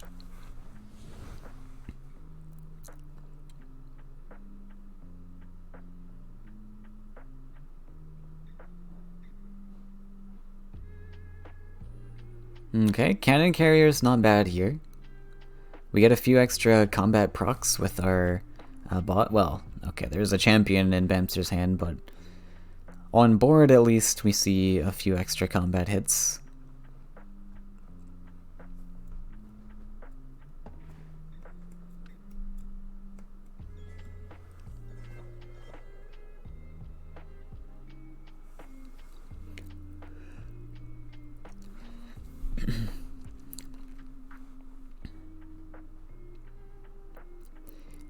The 0-1 moving over there. Right, okay, just blocking the land, fair enough. Thinking about moving to this space, I'm not sure why we wouldn't take out the boss. We can even get a collection to take out the boss. Looks pretty tasty. Champion, and then if you want storyteller, just to set it up as a collector. But Bamster might be looking at face, trying to keep the aggression going at face, which I'm not sure I like.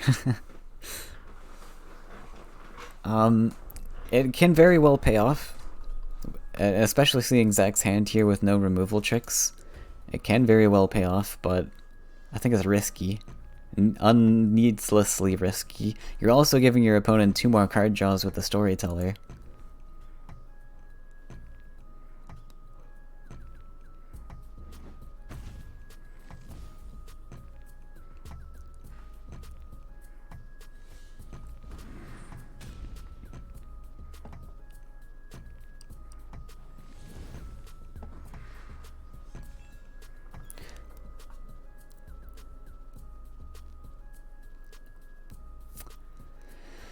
Was a mistake.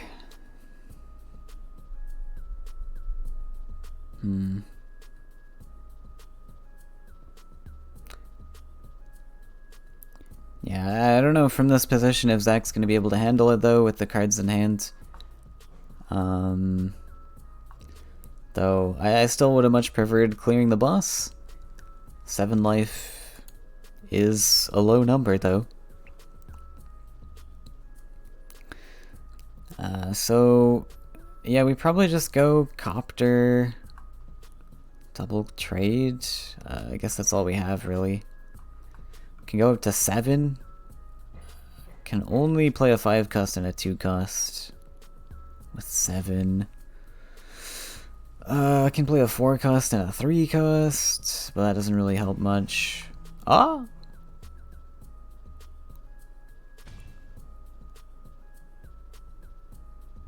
Oh, sorry, right, we've got the extra Faeria from the boss. Though, the safeguard I don't understand.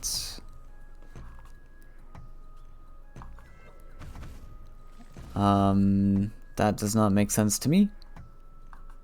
At all.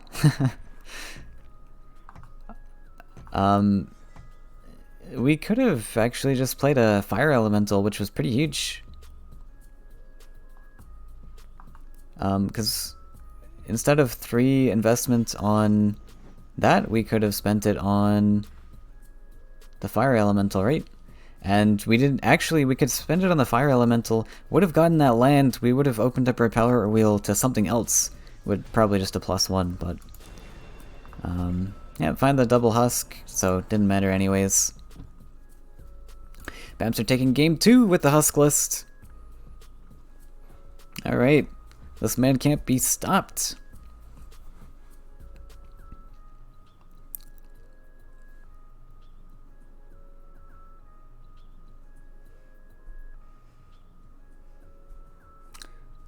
And we're gonna wait for Bamster to gather his thoughts again.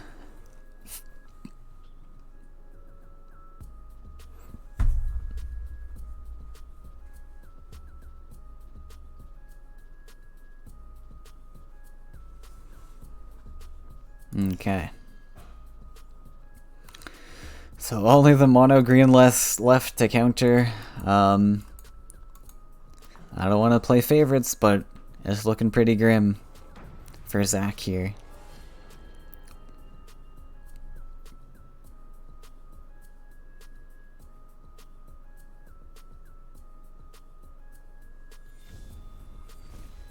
I like the cosmetics though. We're fully decked out in the Celeste gear.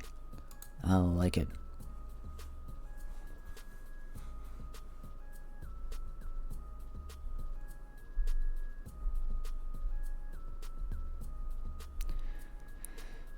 So we've got a cheap collector in form of Living Willow. Always love to see it into the Husk matchup. Seek Shelter can often get us a cheap creature as well, so that's pretty good. Another thing you want to prioritize too is playing all of your cheap stuff. Pretty much ignore the expensive stuff as well. We want to try to play as many cards as possible out of our hand.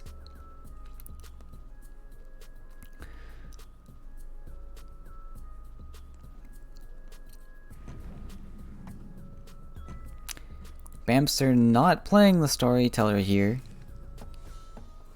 He did play this, which is very interesting. He did play this before on an earlier turn, but into the green matchup where I think it matters the least, you don't play the Storyteller for some reason.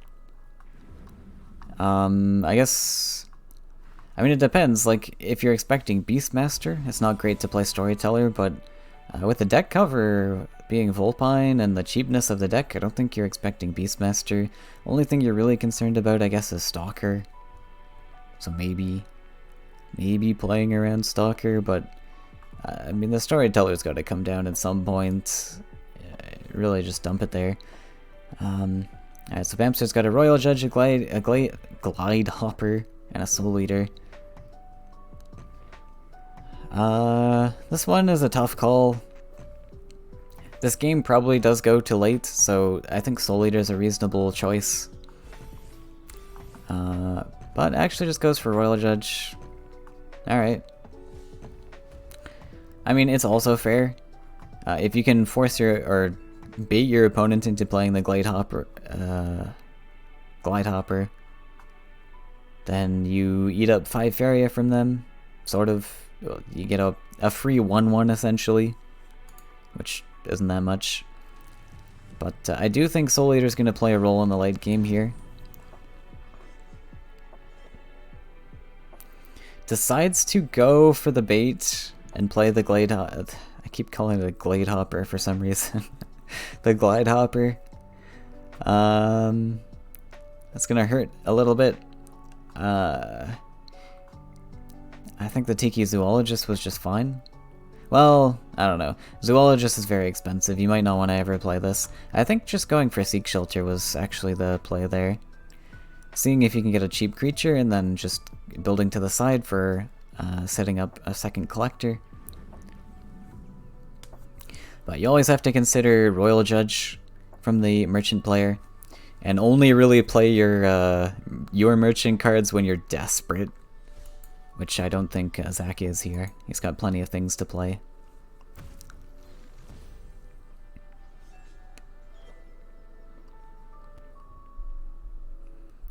Yeah, so as Zach here, I'd be looking at never playing this Tiki Zoologist, actually. Just because this is going to be absurdly expensive. And you really need as cheap things as possible. Seek Shelter is a little bit expensive because you have to tack that extra 1 on, but you at least get value back in the 3 life stats, so Seek Shelter is reasonable. Wants to play the Duardia. I would even consider, I don't know, Duardia is okay, but he's also not. 6 Faeria is also expensive. I don't know, maybe. The issue is that you've got to step into collection. Okay, it's just being nightmared, flat 8. The issue there is you got to step into collection, so you're not really going to gain that stat this turn. So you got to wait an entire extra turn in order to gain any stats at all, which is just a lot.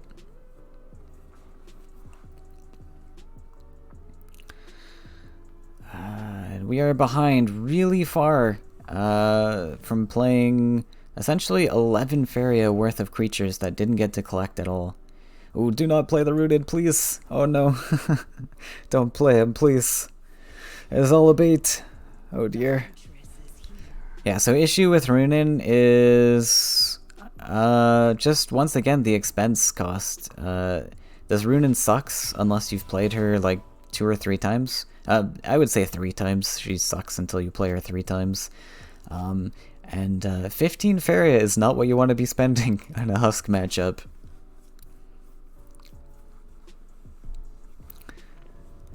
Oh, it goes for the Crackthorn. Ah, we had a monkey. That's alright. These decisions are very tough to pick. I'm making all these calls and plays, but I've been here active in the community for such a long time, competitively. So it can be hard to know, especially when you see like these really spicy looking cards. They look tasty. They look very tasty. But gotta go for the cheapest options, just once again, in the Husk matchup. But also Monkey is just super good when you're behind. And Bamster's got, he had triple collection set up here, and now he's setting up into quad collection.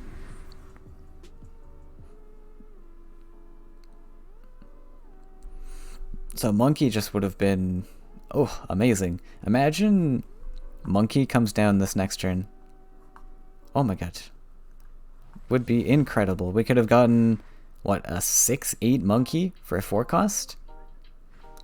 The exact same price we spent on Runin, we could get a 6/8 with Taunt? Yes, please.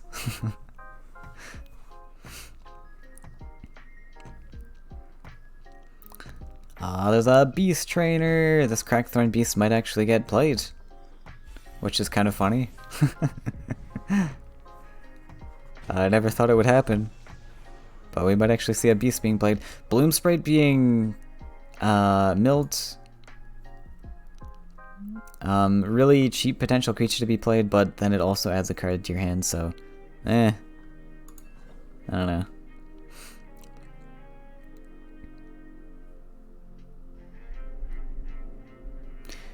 This was the right pick, I think, for Bamster.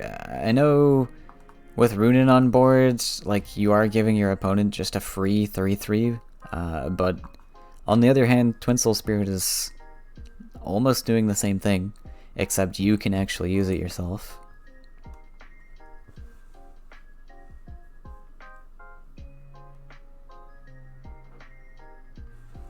Oh, did we get that from... Oh, we played the Zoologist. Okay, for some reason I thought we played Seek there. Yeah, that's why we got the Crackthorn Beast, okay. Yeah, and Tiki's Zoologist might not look like it at first glance either, but this is very expensive. You see, we just spent 8 Faeria here. Well, okay, we discounted it with the mech, but if we wanted to actually feasibly play this Crackthorn normally, that's 8 Faeria. We don't want to spend 8 Faeria, 15 Faeria, all these large amounts here.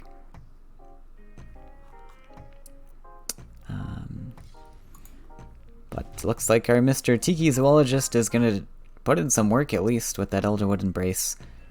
Trading into the 2/2, and he gets to contest these 3 life creatures. Not bad.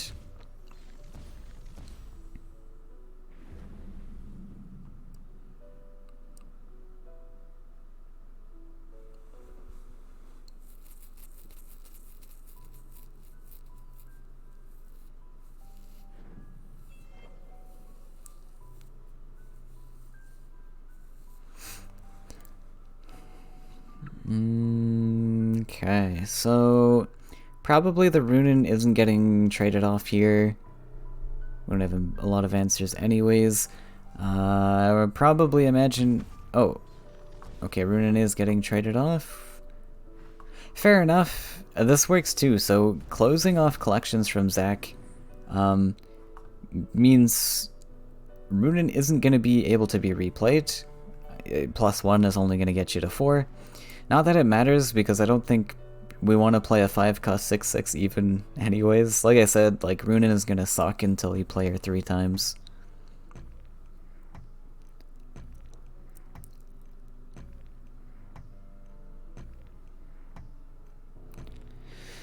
Balloonfish to save the champion? Fair enough, I guess. Steps up aggressive, though? I don't know about that. I mean, nothing really matters anymore, I guess. Ah, the Vulpine! Really wanted to see this early game super efficient collector.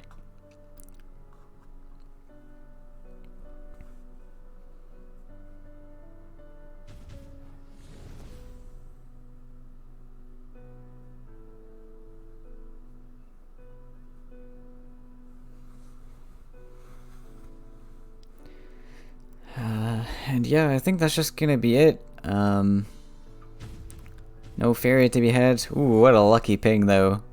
Taking out the champion like a heat-seeking missile. That Crankthorn knew what he wanted to kill from the moment he was birthed.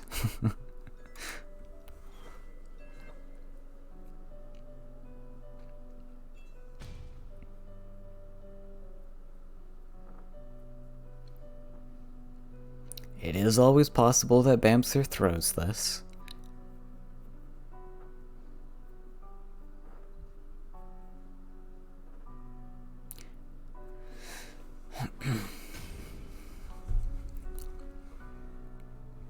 Though unlikely.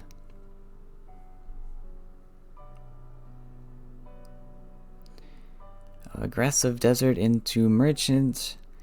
He's thinking, I don't really want to heal my opponent. A neutral.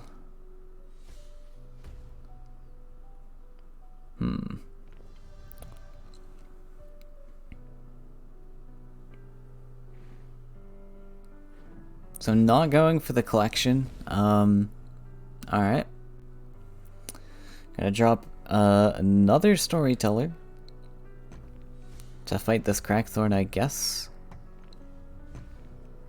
And we are indeed gonna heal this opponent here. Okay. I think that Demon Wrangler doesn't accomplish much. Essentially, the 6/6 wants to value trade something, so probably gonna value trade the 4/3, and then you got the 2/2 lined up to kill it anyways. I don't know.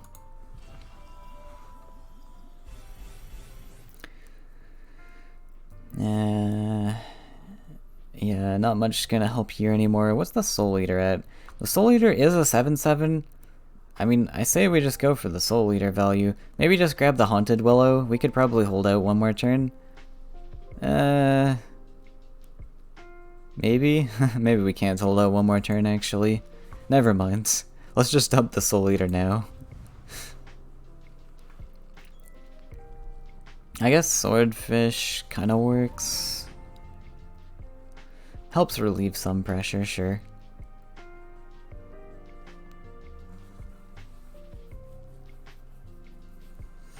Though, now we can't play Soul Eater. Okay, I guess if we... Wait, what? No value trade. Okay, we're just throwing in the towel. Fair enough. Yeah, it was going to be pretty impossible to come back from that. So Bamster taking the crown. Very experienced player. And with the lineup, with the red going down, the green was going to have a real tough struggle. So we're going to move on to the finals. Bamster versus... don't know yet. Looks like the match is... oh, no, that match is done. Okay, so Super Blizzard beat Mr. Nep in the other end of the bracket on the semifinals. So Super Blizzard's going to move on to face Bamster. We'll get that match started as soon as possible. And Zach still has an opportunity to win the third place match against Mr. Nep. But we are going to jump straight into the finals. So don't go too far. Should be starting pretty soon. But until then, we'll be right back.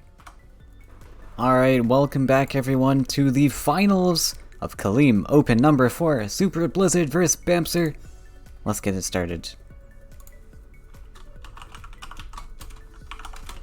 Alright, so we've seen Bamster's lineup, we followed him through this series. Blizzard on the other hand, we have not seen. So let's analyze his lists. We've got a red, yellow, angry. We've got a mono blue, I think Dream Reaver maybe? I know he's been playing around with that. 8 neutrals I'm unsure about. That was a very quick ban. Both players know exactly what they're doing here. We've also got the Crackles combo and a mono green, maybe mid-range list. Bamster starting with his Husk. It seems to be doing him well in all of these matches so far. And Lizard notably starting with the green list because of Bamster's triple yellow. I typically like starting with my worst list in the lineup, in the sort of series as well, just to use as a scouting list. This list is almost a throwaway. Not necessarily. You can sneak out wins, but it's going to be pretty weak into a lot of yellow stuff. Actually, this is a Green Rush. Oh, okay, Green Rush. Green Rush actually going to do really well, I think, against this Husk list from Bamster. And I think Lizard is very comfortable with this matchup as well. He was around during the reign of the Husk era, and I think knows exactly how to fight this. Okay, maybe it is a mid-range list. I saw these cards which looked very Rush-like, but mid-range can work with them too, just fine. So it's going to be more of a mid-range aggro-y type of thing that uses a lot of Green Rush tools, but has some more slower-paced pacing. Slower-paced pacing. Alright.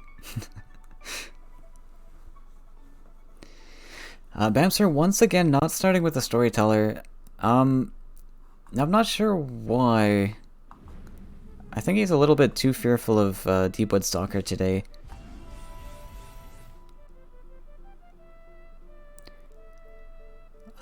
And also sending the Merchant... I mean, fair enough. Merchant's on left, so you can collect. That makes sense. Now, between Ogre Adventurer and Frog Tosser, that could be a tough choice. I think I'd definitely take the Ogre Adventurer, though. You know that Lizard is probably playing, like, 2 to 3 lands at most in this list. And yeah, oh. Wait, Star Shell Keeper? Excuse me? Taking a 4/5 into a 5/5. Okay, Mr. Bamster. Whatever you say. I think Ogre Adventure was just fantastic there. You could dash onto, or like your opponent's building lands towards you, so you're gonna have dash lands in the future, potentially to build this. Frog Tosser, of course, what I was gonna say is not great for Lizard because he's only building up to 2 or 3 lands. I don't think he's ever gonna want to play this Tosser, to be honest. It's just way too land costly. And if you're a more newer player to the game or don't know the Husk matchup as well, very well, this is something to consider. If you've got only a 2 or 3 land deck, building up to Tosser sucks. Don't do it as a bait. You want to be using that power wheel for those +1 options, just like I said. And this can be very game losing, honestly, to build up 6 lands for this card. Only in certain situations is it a good idea to go for that. Maybe you've got other heavy land cards given to you by merchants, so it's worth it to get up to those lands, but for a single card, not usually.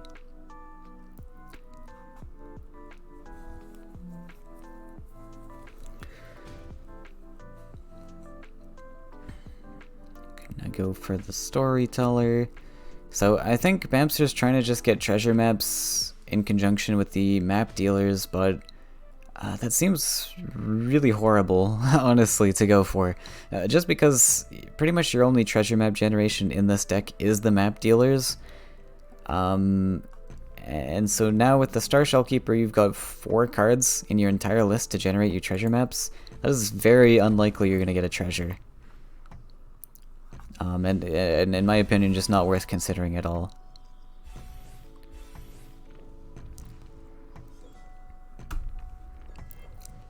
Ooh, lost the Shrine. Very important tool that Lizard really wants to have. Gets them the 6/6 Daring Adventure, though. That's exciting.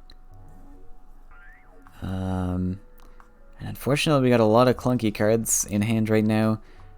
Now, Lizard is a seasoned veteran, as I've mentioned, so you will not see a Runin coming down from Lizard at any point in this game, I imagine. It's just a horrible card into this matchup. But Verdurine Force looks like it might just have to come down.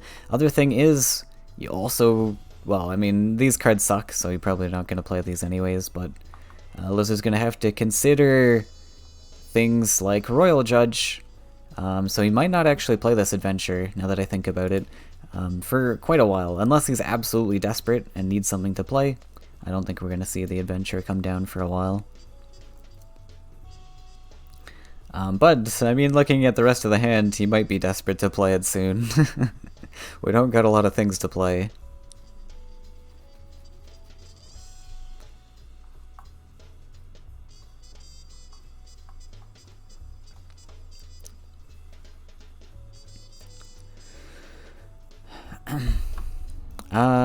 This is 8/8 actually. How did that become...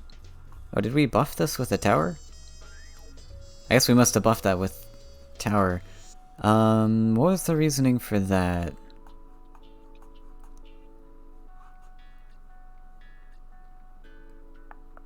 Maybe just to get use out of the tower?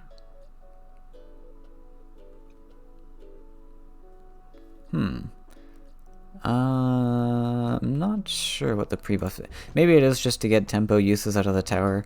I don't know if there's immediate threats to this. Like, Bamster does run Nightmare.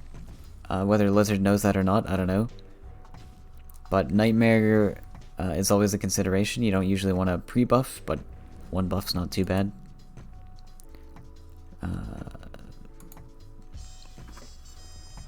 So Bamster just blocking the Well collection.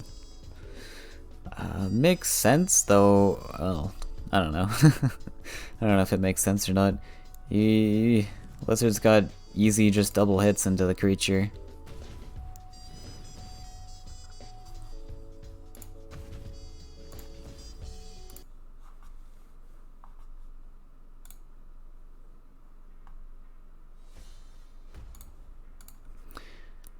Alright, so the Ogre Adventure is coming down, and there's nothing else to play, so we might as well go for it.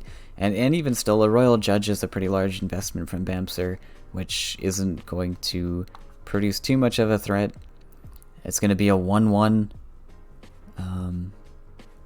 And with double Shrine in hand also, I think Lizard's pretty happy trading 5 Faeria for 5 Faeria, if there is a Royal Judge, which there isn't, but...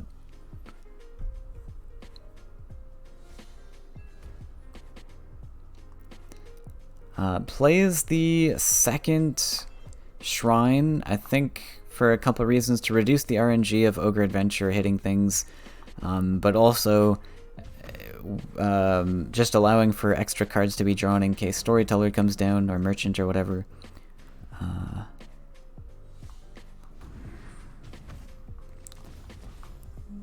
If one storyteller comes down while you're on 7 cards, then you're going to mill a card, but this way you don't mill a card. So just playing around that single storyteller or a merchant. Merchant more devastatingly. Now I am curious if we're going to see the proc on the Lost Explorer or not. I mean, I think it's probably worth it just because our hand kind of sucks here. And we do go for it, and we find the Horsemaster. Not super useful. I don't think... Oh, we're just gonna go face? Alright. Sure, why not?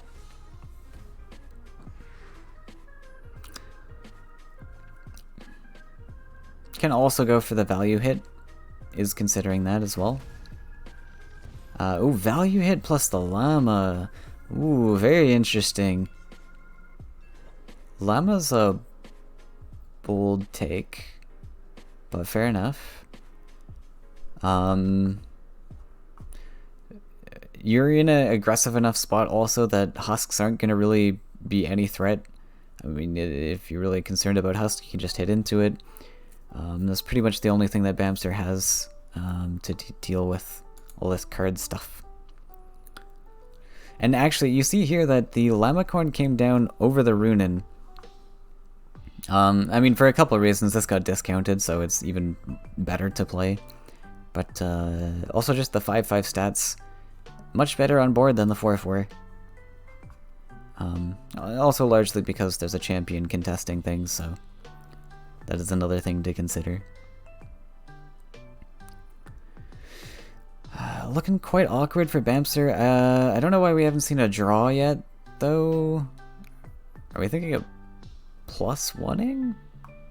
No, we can't do that, right? We're only at 10 maximum. I guess we can do that. We can collect +1, collect with the Freedom Fighter, and trade the 9/1, and then we get access to Nightmare, but that's so expensive. I don't even think this is worth it. I'm not really sure you're that okay, going for the draw.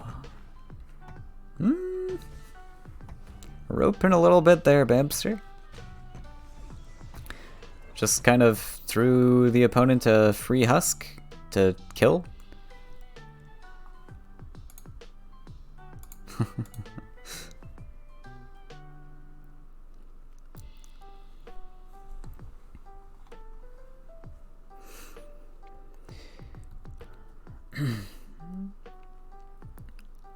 And yeah, I mean, with Llama on board, I don't know, it doesn't matter.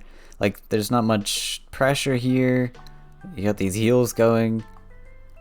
It's a simple trade into the husk, I guess.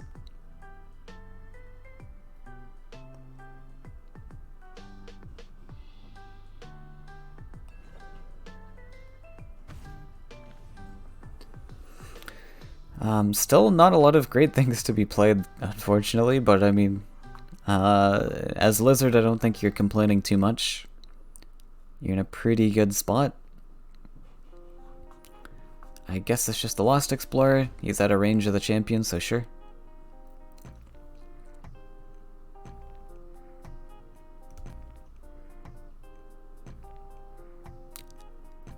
Thinking about playing the second shrine.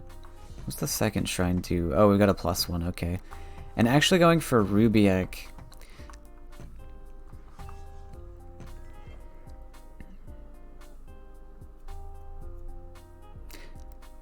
So even still, the Rubiak is coming down over the Runin. I'm just valuing that extra 5 life stat. Now in this position, I mean, even the Rubiak is better than the Runin, even if the champion hits in, because we get 1 face damage, I guess. But yeah, I mean, Lizard is probably thinking I'm bound to draw into something playable soon anyways, because we've drawn all of our support tools here. There's Voice the Truth, Aridin, Grove Caller, all of this stuff. And for similar reasons I talked about earlier, we're not going to see this Aridin pop down either, so it's just way too expensive to do anything useful in this matchup. Taking value trades.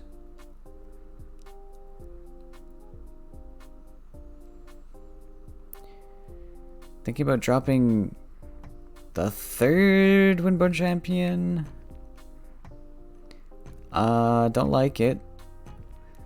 Another thing is, he's playing these really hard into buffs. I guess you're wanting to retreat this, maybe, sure.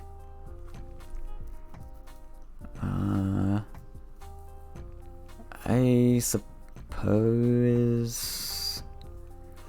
that's fair. Yeah, at least can establish a creature on board.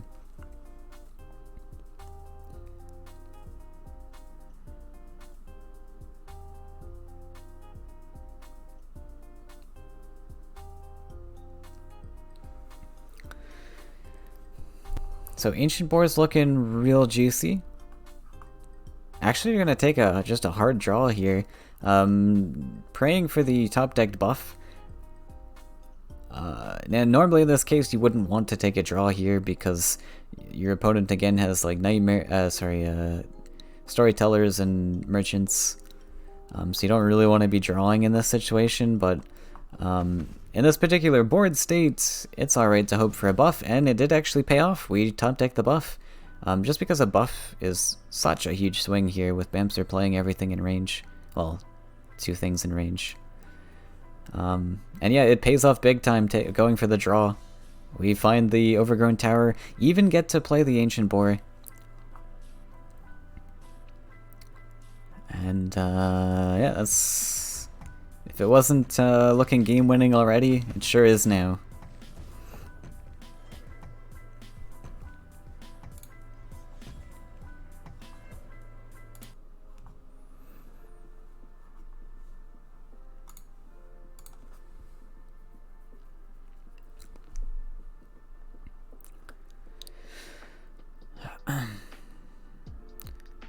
So I think for the sake of Bamster's Clock, I'd probably just surrender here.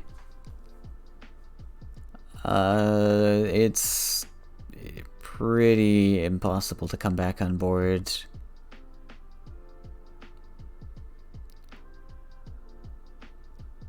Yeah.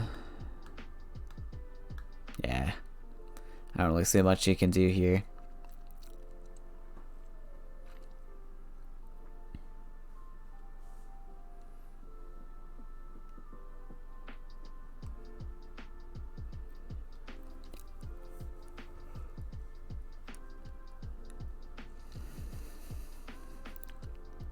We have a map dealer. So what has Lizard got set up here? 8, 13.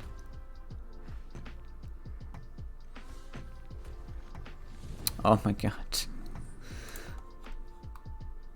The Demon Wrangler strikes again!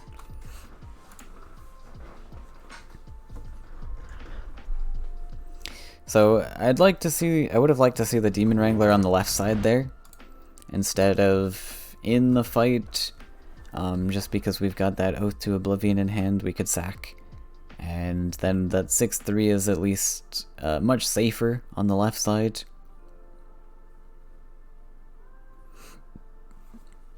And the champion's probably just gonna hit into the Horsemaster, take away some collections, and threaten to gobble up those shrines that Lizard has provided.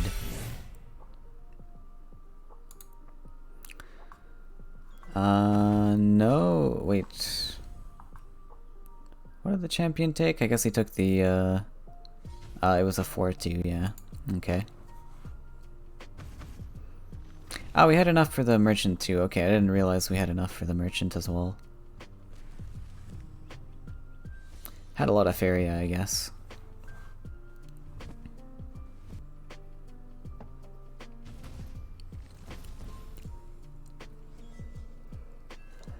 Alright, Bamser actually somehow cleaned up quite a bit of that stuff. The lizard still has a double collector going. That was a pretty impressive cleanup with the tools that he had to work with there.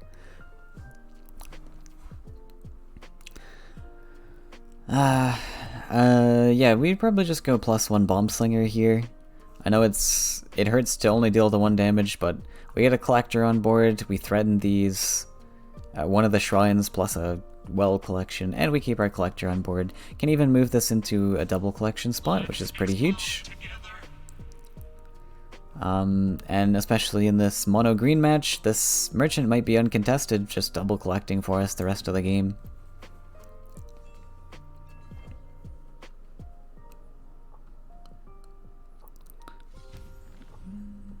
We get a nice 3-5. Ooh, gonna slap a Virgin Force over on... we actually have managed to build up to our 6 lands. Excellent. Beautiful. So I did say the Frog Tosser would never be played, but situationally, and because of how lands have been built this game, we were actually close enough to build that Frog Tosser to make it worth it. That's a big swing.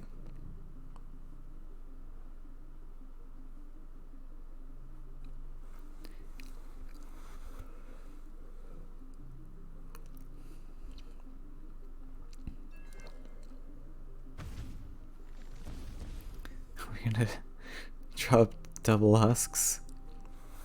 I love that husk is only 2 HP now, making it so toads can one-shot them. So much more manageable than they used to be at 3. There's that map we worked so hard to play a Star Shell Keeper to get. Star Shell Keeper finally paying off. Except not really, because we need 3 treasure maps. So I spoke too soon, never mind, not paying off yet. We are 1/3 of the way there to the payoff.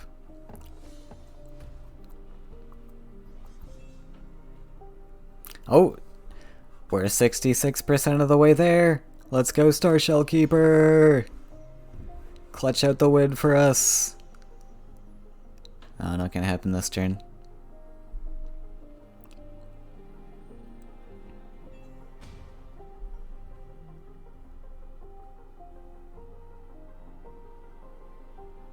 I don't actually think we've played... Have we played 2 map dealers? Maybe we have. This has been a long game.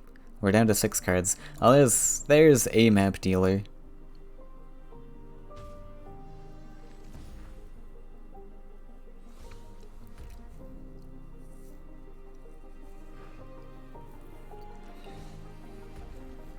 Oh no! Demon Wrangler strikes again!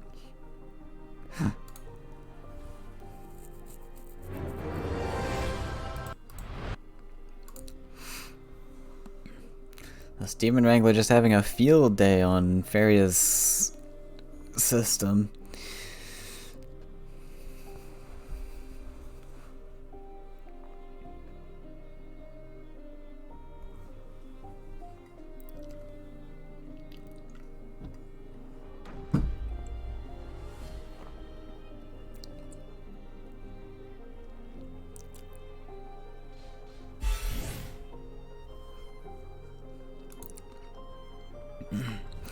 Alright, so 1 Demon Wrangler was cleared. We get a neat little value trade there. Actually had to build up to a 7th forest for that. Aridin coming down. Really? I guess we can't really play a boar into that, can we? So fair enough.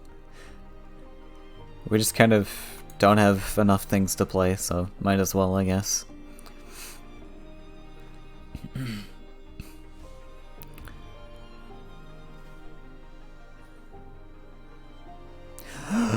It did it! The Star Shell Keeper paid off! We actually got the treasure! Yeah!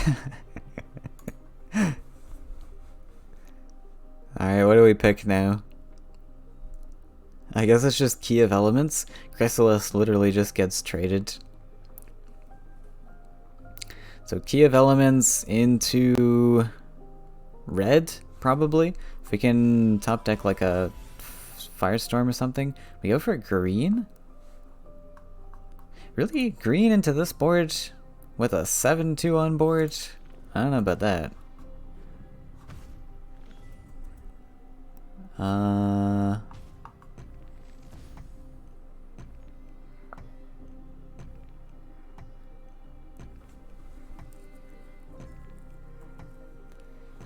We have a Living Willow. I guess it can keep our collections going.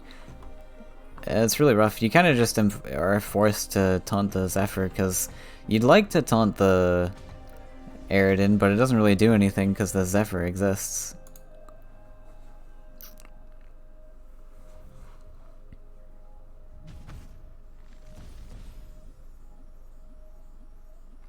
So Aridin coming down on, like, turn, I don't know, like 20 something.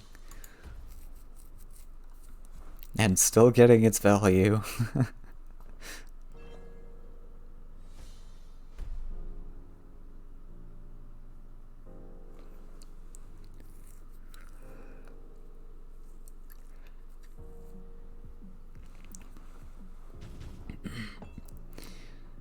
Free little value boop.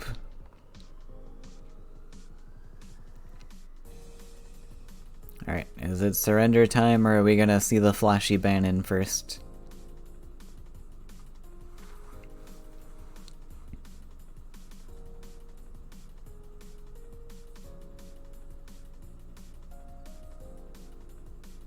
I imagine we'll see Bannon.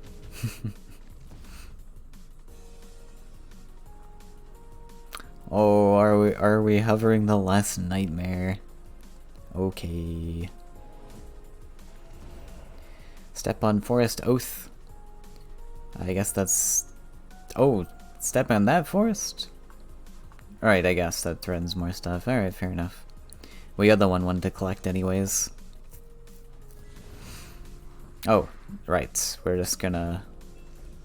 Okay. Alright, I guess he's just threatening the aggro spots in case of buffs. Okay. We're into fatigue now, so that ban is gonna have to come down at some point. Oh look! Oh look at this! It's a third treasure map! Oh no! Where did this come from? Whatever generated this card must have been such a waste, huh?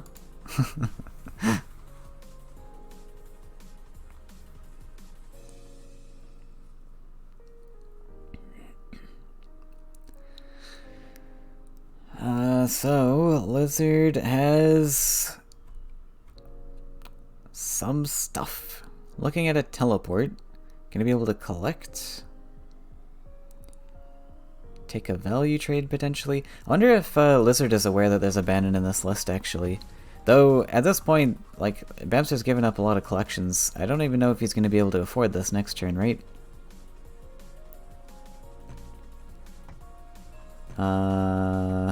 Yeah, we go to 6 at most. Yikes.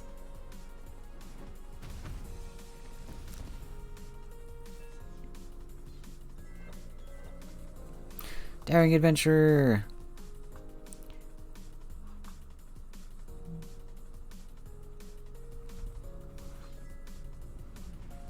Aw, top deck's the Horse Master there.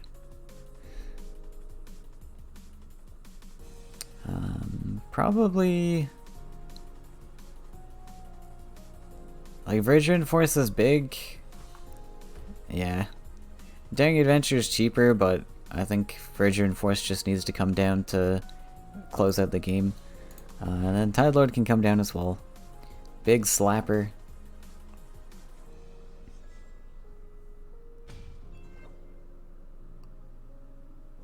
Ah!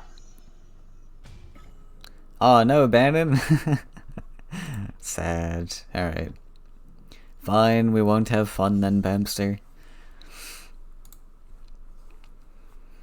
Alright, so mono green taking out the first yellow list. But like I said, I think it was pretty favorable, just based on how Lizard has built this list. I expect that Bamster's lists should do alright now, though, assuming they're more flyers-heavy lists.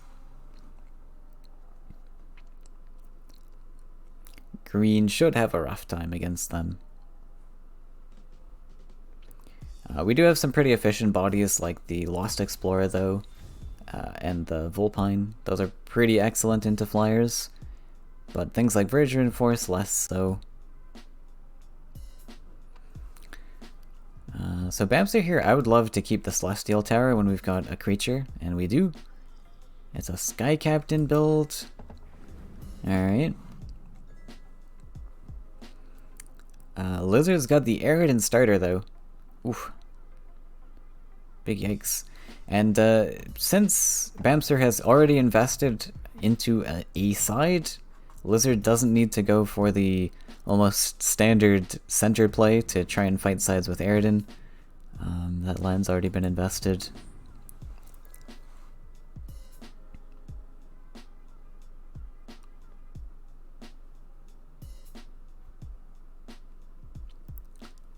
So he was hovering double neutral. There's an option to double neutral, hold the Aridin. Just use Zephyr as a collector for now. And drop the Aridin more aggressively on the next turn.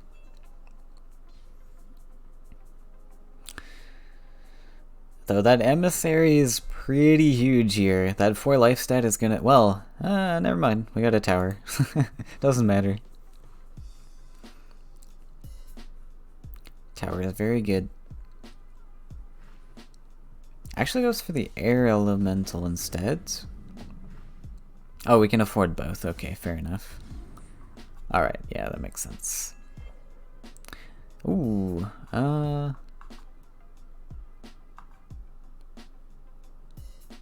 Horsemaster doesn't do too much just yet. But we are just gonna throw Aridin down and buff it. Fair enough. Right. Yeah, I was considering stepping this Vulpine up, but I guess, yeah, you don't want to do that because then you're in movement trick range, which of course you still are with the Celestial Tower. But Lizard at least playing out of Flash Wind range, which I think is much better to play around than the tower. Not going to pay off here, but...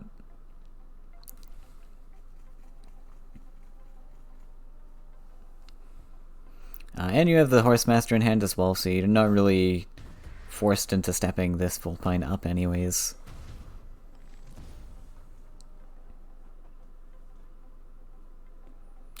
Gonna consider a second Sky Captain. Lizard may even surrender here soon. I think the game is even over at this point.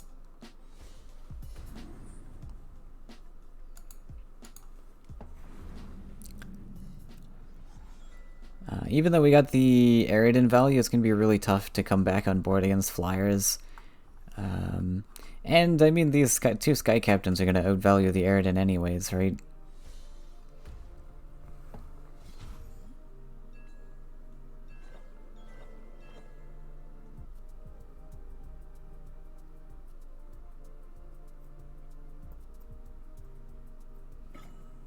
Yep, and just gonna surrender. Lizard understands the outcome of that matchup. Bamster needs 1 sec. Alright.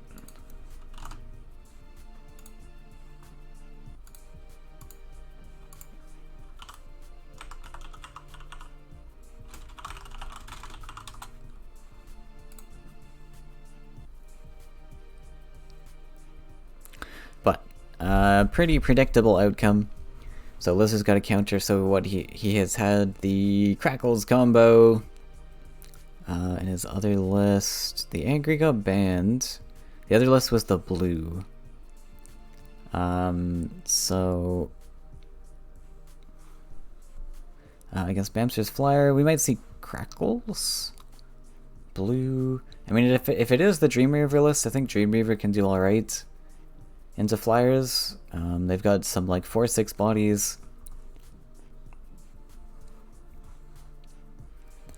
And let's see, Bamster's other list is just a second yellow, so I mean it's really up to Lizard what he wants to play. Both lists are going to be pretty similar. Doesn't really matter too much, though the second list is probably Monstrosity. So maybe he wants to consider that. So if there's some transforms in the blue, maybe saving that for the Monstrosity list could be an idea.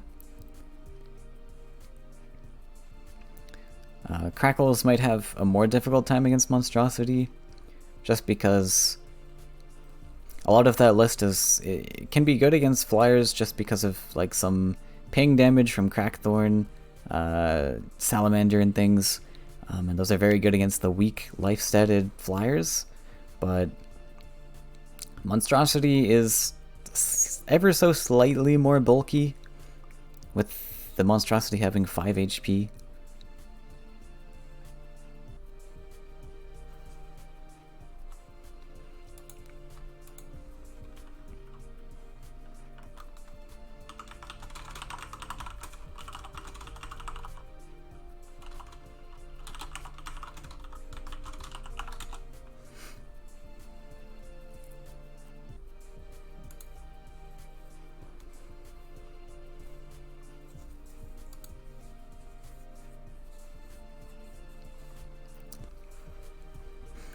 But I don't know what's in Lizard's blue list, so it could be...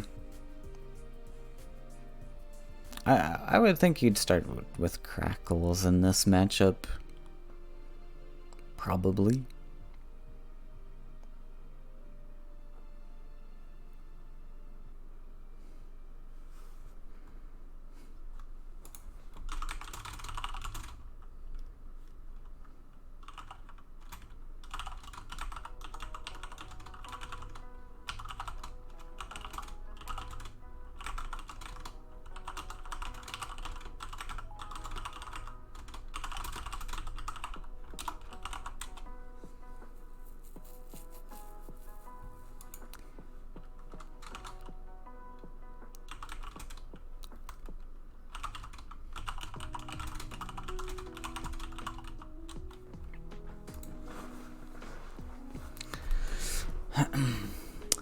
Alright, Bamster. Let's get going. I know it's been a long day. These tournaments so far been nearly 4 hours. Alright, Bamster's good to go. We'll start. Nearly 4 hours. If you're watching this on YouTube, it will be heavily cut down, but there's a lot of wait times here. So I think Lizard just did pick the Crackles there, right? He was hovering the blue and then swapped over there.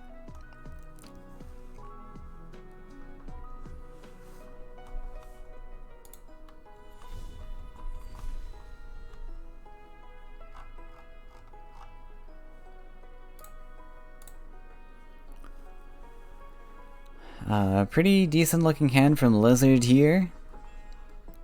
Actually hanging on to the Garridan, which can be pretty decent into flyer things. Did he hang on to the Garridan?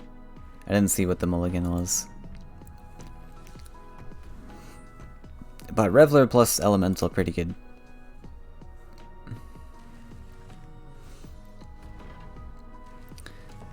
Gets to setup. This is an unusual setup, the double collection with the Elemental, just because Reveler's so cheap.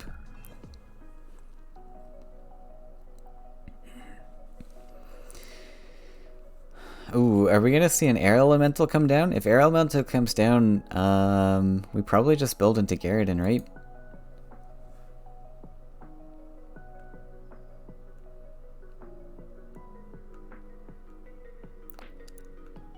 I don't know if there's, oh, was he thinking of +1ing into 2 creatures? I don't think it's really necessary. Oh, you got Soul Pack too. Yeah, that's not necessary at all. You could even go for 2 creatures if you want, but I don't think the 2 creatures are necessary. What?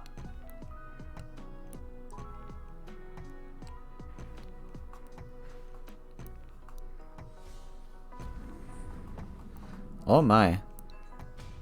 We're going for a super aggressive line here. I don't know. That is a heavy, heavy land investment.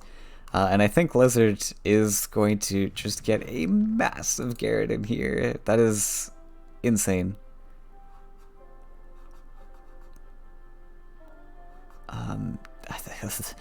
Lizard is just so happy to take this. It is a debate whether to step up or not and collect.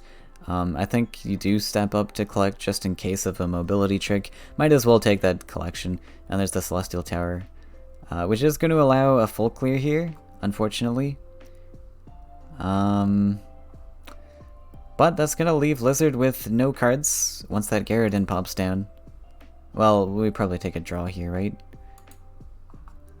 Just a big issue though, we invested double neutral here on Bamster's side. That's gonna hurt him a lot here. Because you can play the Celestial Tower, get a double collection here, do a full clear, but you've got now 5 Faeria to spend, and only 2 lands on board. It's gonna mess up the late game a little bit. I don't know what the thought process here is. Not a lot to think about. You pretty much set up the trades for yourself already.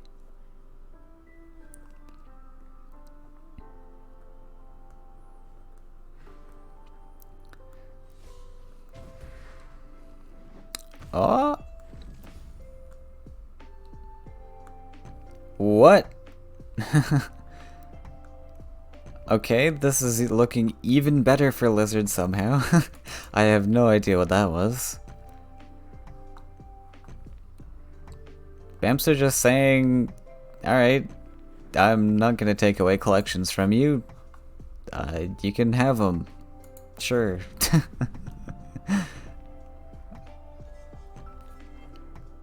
Alright. We'll take a Garridan and just a free wood elemental for no reason. Sure. And this is probably a surrender now for Bamster. Like, Garridan already was tough with that board that was set up there, but as a well played, he might be surrendering here.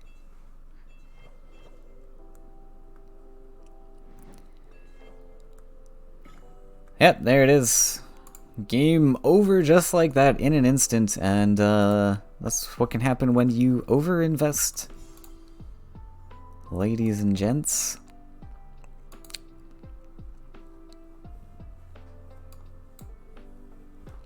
So the second Flyers list coming in.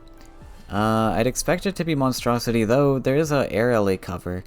So I don't know. It's probably a more greedy Monstrosity list that goes up to champions. Yeah, there's a couple monstrosities.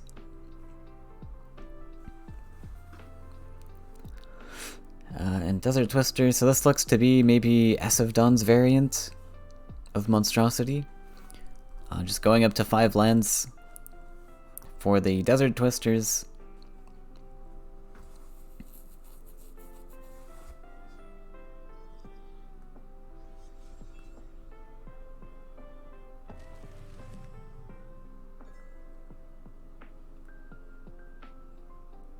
Lizard's got a absolutely fine starting hand here. With the land ramp, the Seek Shelter.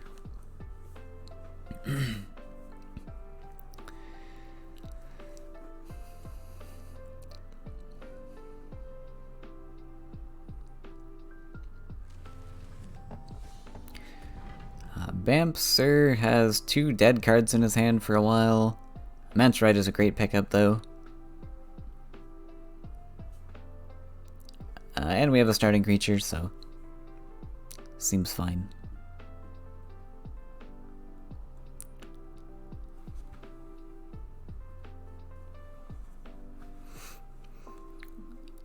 So I think this type of list does not run Mistral Guide. I can't remember. I know it favors a lot more mobility tricks with, it's got like Twister and Flash Wind. Maybe even Fanatic. There's a lot of movement tricks in it from what I remember.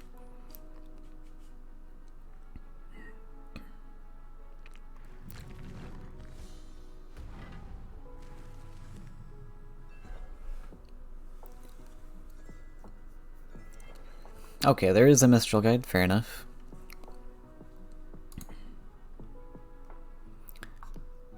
Got a nice double collection setup here. Mistral Guide's really nice to top deck this early on.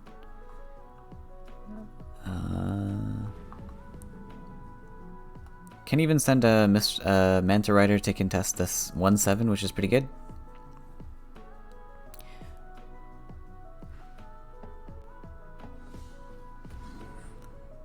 But nope, don't want to go for it. Gonna actually put the Manta Rider on the right side.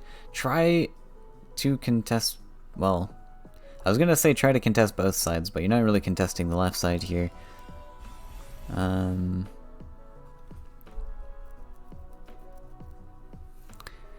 We find a Grove Guardian. Pretty juicy.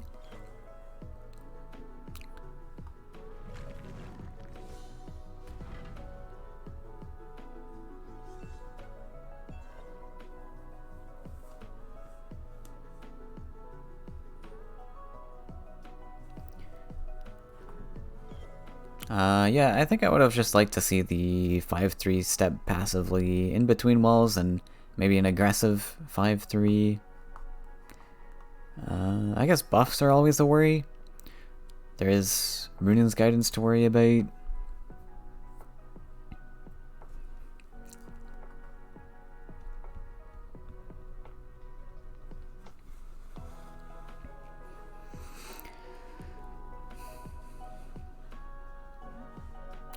So we got another Manta Rider to play. Definitely don't want to be trading this Mistral Guide into the Grove Guardian. I think it's going to be the Manta Rider just to clean up those stats there.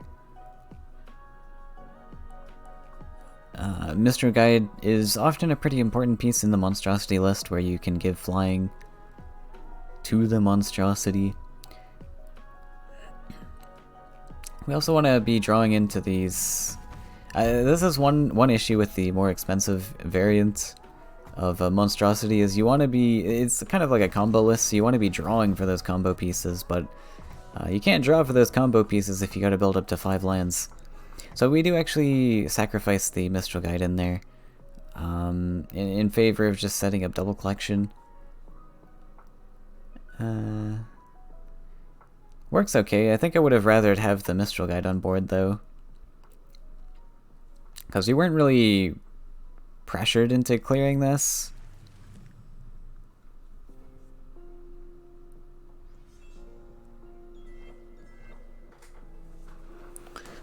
Wizard playing around simple mobility tricks. Of course, Celestial Tower, very devastating here, but typically players only run one copy of Celestial Tower. So, just like in the last game, it's usually better to play around like Flash Wind instead of Celestial Tower. Because you can't play around everything, sadly. We do have a Reveler Maj combo here, which is pretty excellent. Considering we're against yellow, there's not going to be any transform or ways to mess this sort of combo up. We go up to 12 next turn. It's possible to even see Reveler come down and then just pre-buff into Maj, just because of how good value that is. I wouldn't mind to see it. Are we using a Twister here? No. No Twister.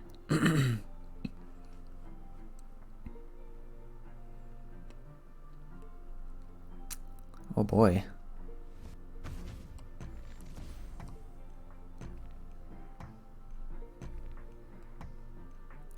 Even considering the champion, I'm not sure what the champion accomplishes. We already moved this, didn't we?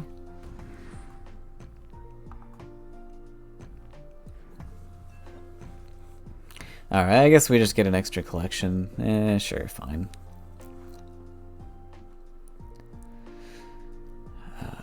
We got a Crackthorn. Gonna have to +1 for this, unfortunately, since our collector was cleared. But, oh well.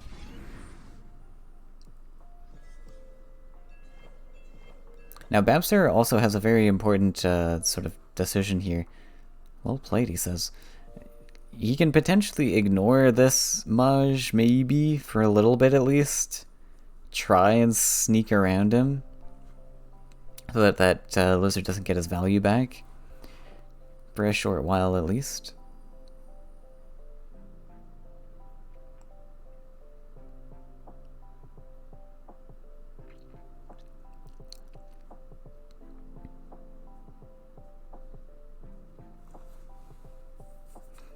Though another thing to worry about is things like the 1 damage pings like Ground Shaker, Crackthorn Beast, which can easily take out this Manta Rider.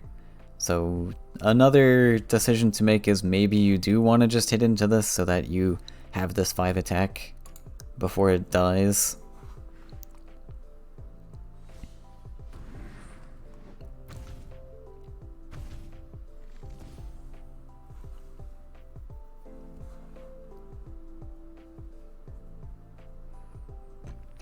So in this position, if you're not considering hitting in, I'd like to just body block here. Ah. Oh, okay, we're soul draining it entirely. Alright. Fair enough, just taking away that threat entirely. Alright, fine.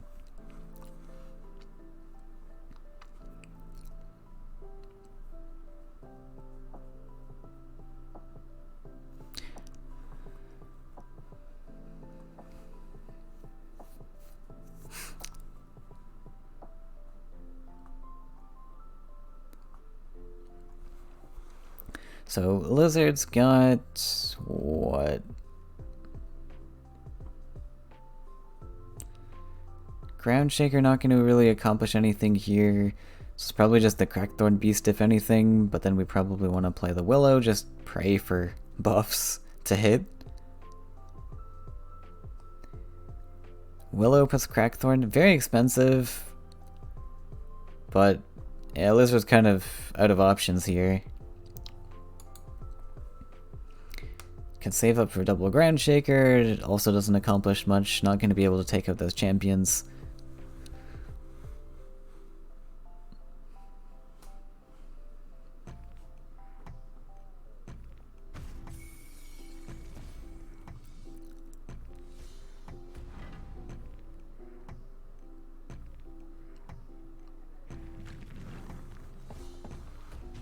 Alright, just gonna hope. And we get 2 damage on the champion.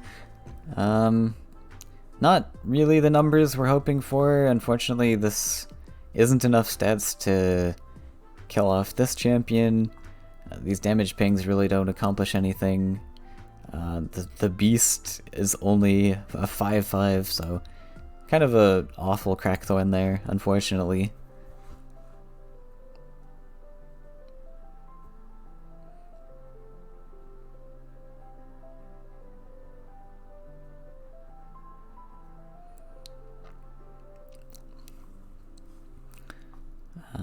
So yeah, probably we can go grab a double collection here with our other champion.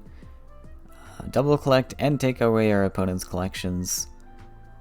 Though if we do that, then this Crackthorn Beast is surviving. But hardly. Well, yeah, because this champion will go on 1 life, right?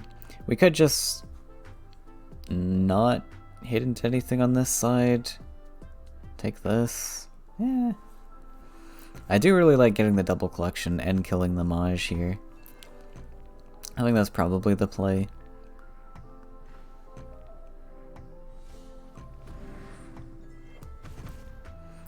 So then if that is the play, we probably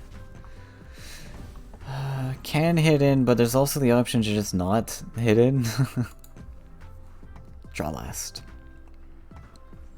You got 2 HP on your stuff. It's unlikely a lizard can find 2 damage sources.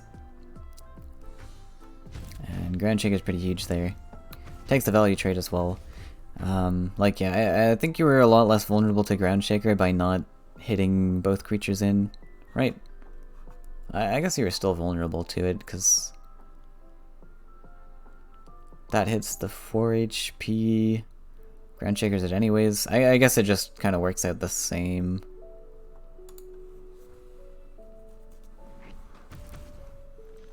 Vulture! We can set up Mistral Guide here too. So that's not bad.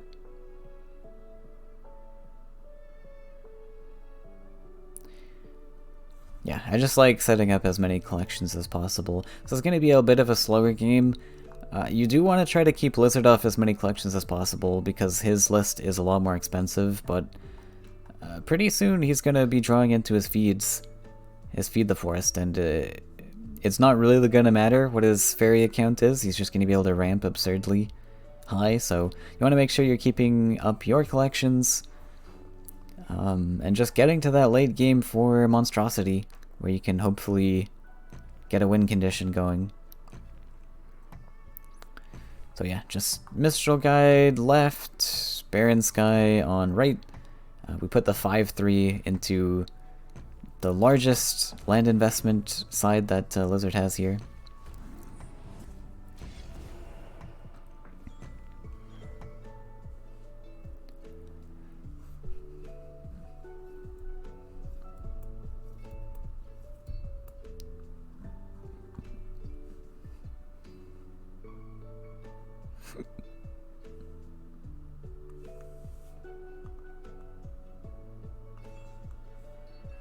And Lizard just gonna pass. We do have the feed in hand now, and we have the Gagana as well.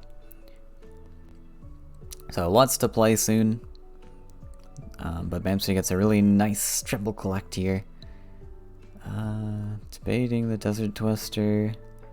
I really think he needs to be saving these movement tricks though. These are going to be super important in the late game with Monstrosity, and if Bamster's using up all his movement tricks here, I don't know if he's going to have much of a win condition late game. I mean, keeping the board clear is nice, but you really have to consider what your late game's looking like, and I really don't... Like, normally, collections matter a lot, right? But in this matchup, I'm not sure it matters as much. Especially when you got to invest that movement trick. Those are precious, precious movement tricks.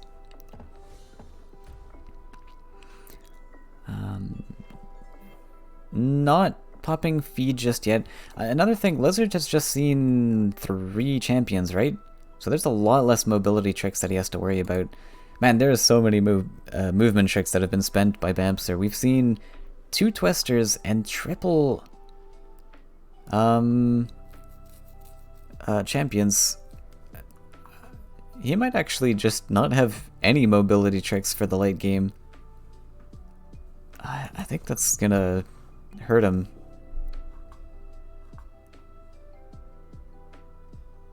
He's got Wind Soldiers in the list. I don't think Wind Soldier's gonna really help you here though. Bamster may be getting a little impatient. There's no need. He's got plenty of time against the slower list. I mean, he's kind of screwed himself over by playing all of the mobility tricks, but in this matchup, really just hang on to all your movement tricks. Champions you can play, they're fighting tools. But at least the Desert Twisters, you can hang on to those for a while. Just wait patiently for the monstrosities. There's no rush here. Lizard also playing a slow game plan.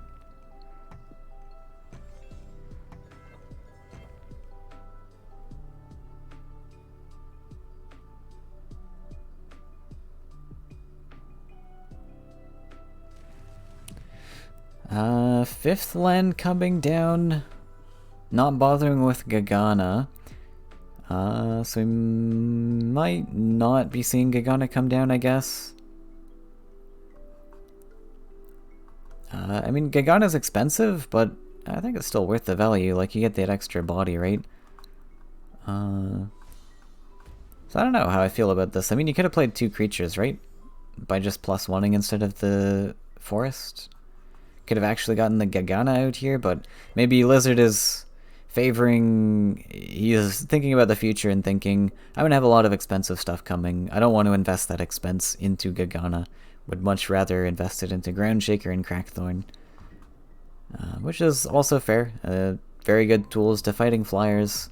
Especially once this 2/2 spawns. Maybe.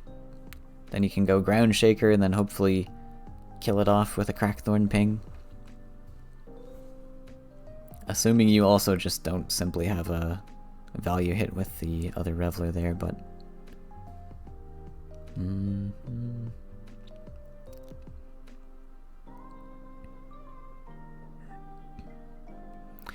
There is Fnatic, yeah, so, yeah, like I mentioned, there's an absurd amount of mobility checks in this list, but even still, there's a reason for those.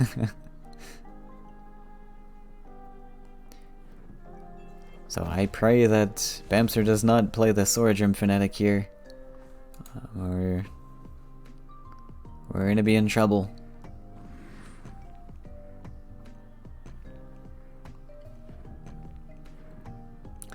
Oh no!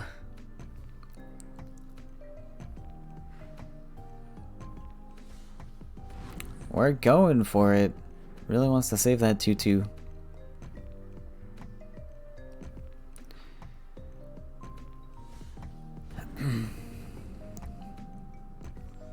Possibly roping that turn. I think this desert makes no sense. Either put it between the wells or where this other air alley is, so that you've got a more aggressive dash land, but I think he just roped that turn. Ooh, we can afford Tethra if we want it.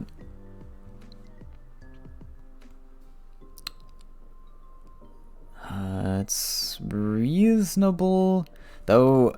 Look at all these juicy 2-life creatures. I think just Ground Shaker Crackthorn is much more worth it. Oof.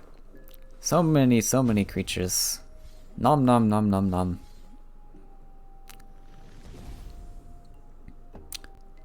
Thank you for your donation to the food drive, Bamster. There he is. Yeah, Bamster you can see is getting really impatient, which I still don't think he really needs to be. And this type of list requires patience, but you see he's just clicking that draw button, and sometimes it can be frustrating not drawing your win conditions in the first 20 cards, but sometimes that's how the game goes, and sometimes it doesn't even matter. Like, in this matchup, for instance, I really don't think it matters. Well, it matters now because Bamster's kind of just had his finger too quickly on the trigger, playing too many cards too soon, but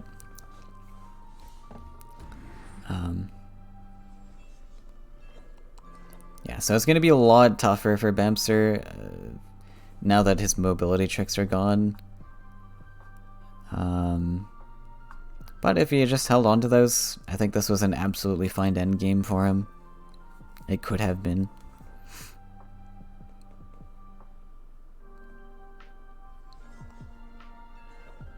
Oh, we still got more mobility tricks though, okay. Alright, maybe we can do it then. This deck just has so many mobility tricks. I don't know if one's gonna be enough, but maybe we can make do with it. Perhaps. Oh, no way we're playing it here. Come on, Bamster. You have the monstrosity on board. No way you're gonna play this. I don't believe it.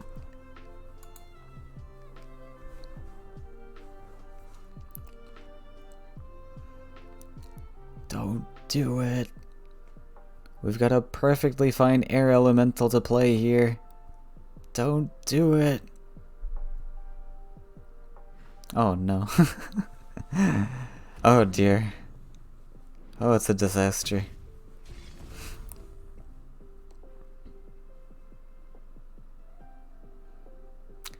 Alright, if aggro is our line, let's go full aggro then.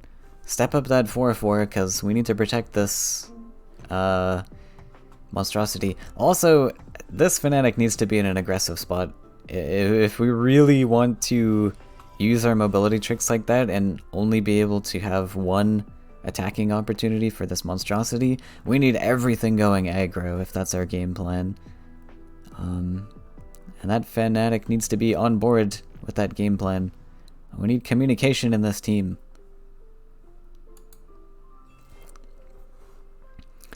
Looks like this Queensguard may just lock down the monstrosity.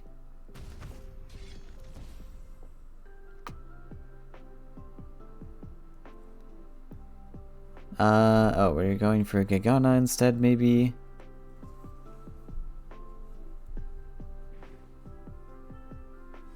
Here we go.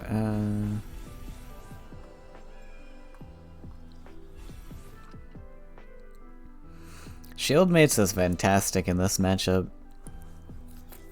Excellent little body blocker.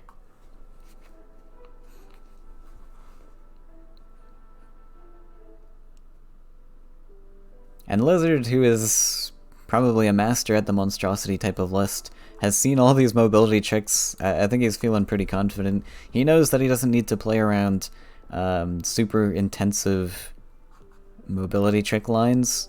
He just gotta body block his face with a ring of creatures here. And he'll be just fine.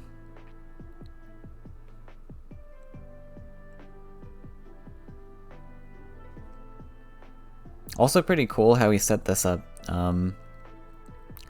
Playing the 3-attack Gigana here to make it look juicy and enticing to hit into so that he can just slap down a Gyarados.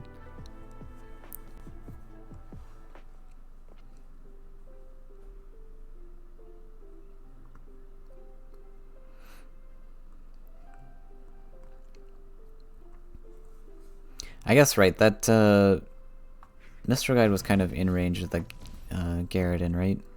Yeah. But still, we needed everything going aggressive without the tricks.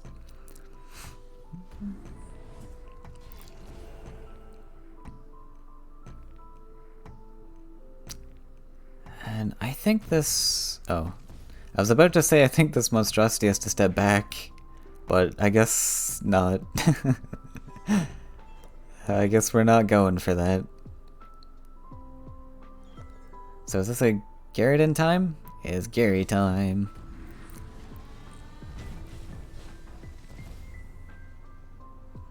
Bye win condition. There's another mobility trick. Oh my god. Yeah, I mean, we could have had a lethal potential if the monstrosity just stayed back and we held on to 2 mobility tricks. That's all we really... Well, I mean, yeah, we could have made do with that. We could have found a lethal here. And now with the Wind Soldiers coming, and Bamster was complaining in chat here about not top decking his Wind Soldiers late game. You really want the Wind Soldiers late game. You don't want these early. In this matchup at least. Maybe if you're going for a more tempo game plan, you want these, but in this matchup, tempo I don't think is really the game plan here. It's all about the OTK, and Wind Soldiers feed into that OTK, which is going to happen in the late game. Don't want to draw these until late game.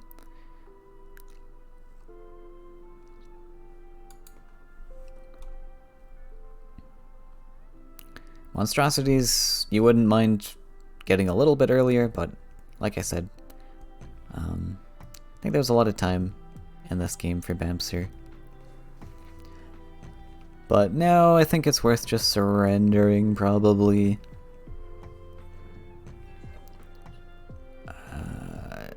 It's a little bit too late to build up monstrosities at this point. You're not even going to be able to give them flying, nor have the mobility tricks to get it face.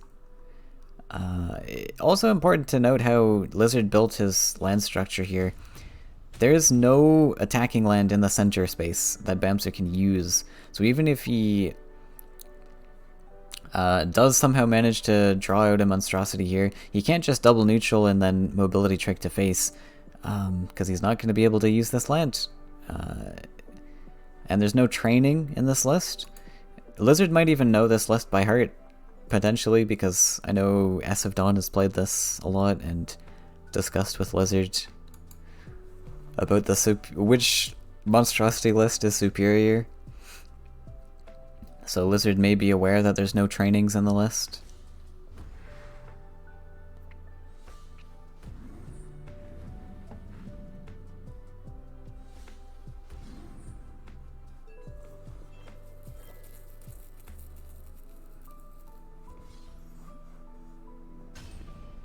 Slap, slap. We found the lethal. And Lizard taking game 2. Oh, sorry, that was game 3. Oh, wow, that was really fast, apparently. Okay, Lizard actually taking the full series. Right. Yeah, Bamser lost that second one real quick. Yeah, so Lizard's going to take the crown for Khalim Open number 4. Congratulations to Lizard. Very well earned. And Bamser is taking second place, so not too shabby either. And we'll quickly check to see if the third place match is over. They are going Mr. Nep 3-0, Zach. So Mr. Nep is going to be taking third place, so congratulations to all those players. Very well fought. It was a great turnout for this tournament, so thanks for everyone who participated. And if you want to join in the next one, the next tournament's actually going to be a seasonal cup. So if you don't have any FWC points, unfortunately you won't be able to join that one, but you will be able to watch. I'll probably be participating in that one. But stay tuned for the next open tournament, which should be happening within a month from now, I would say. So stay tuned for that. And until then, I'll see you guys later.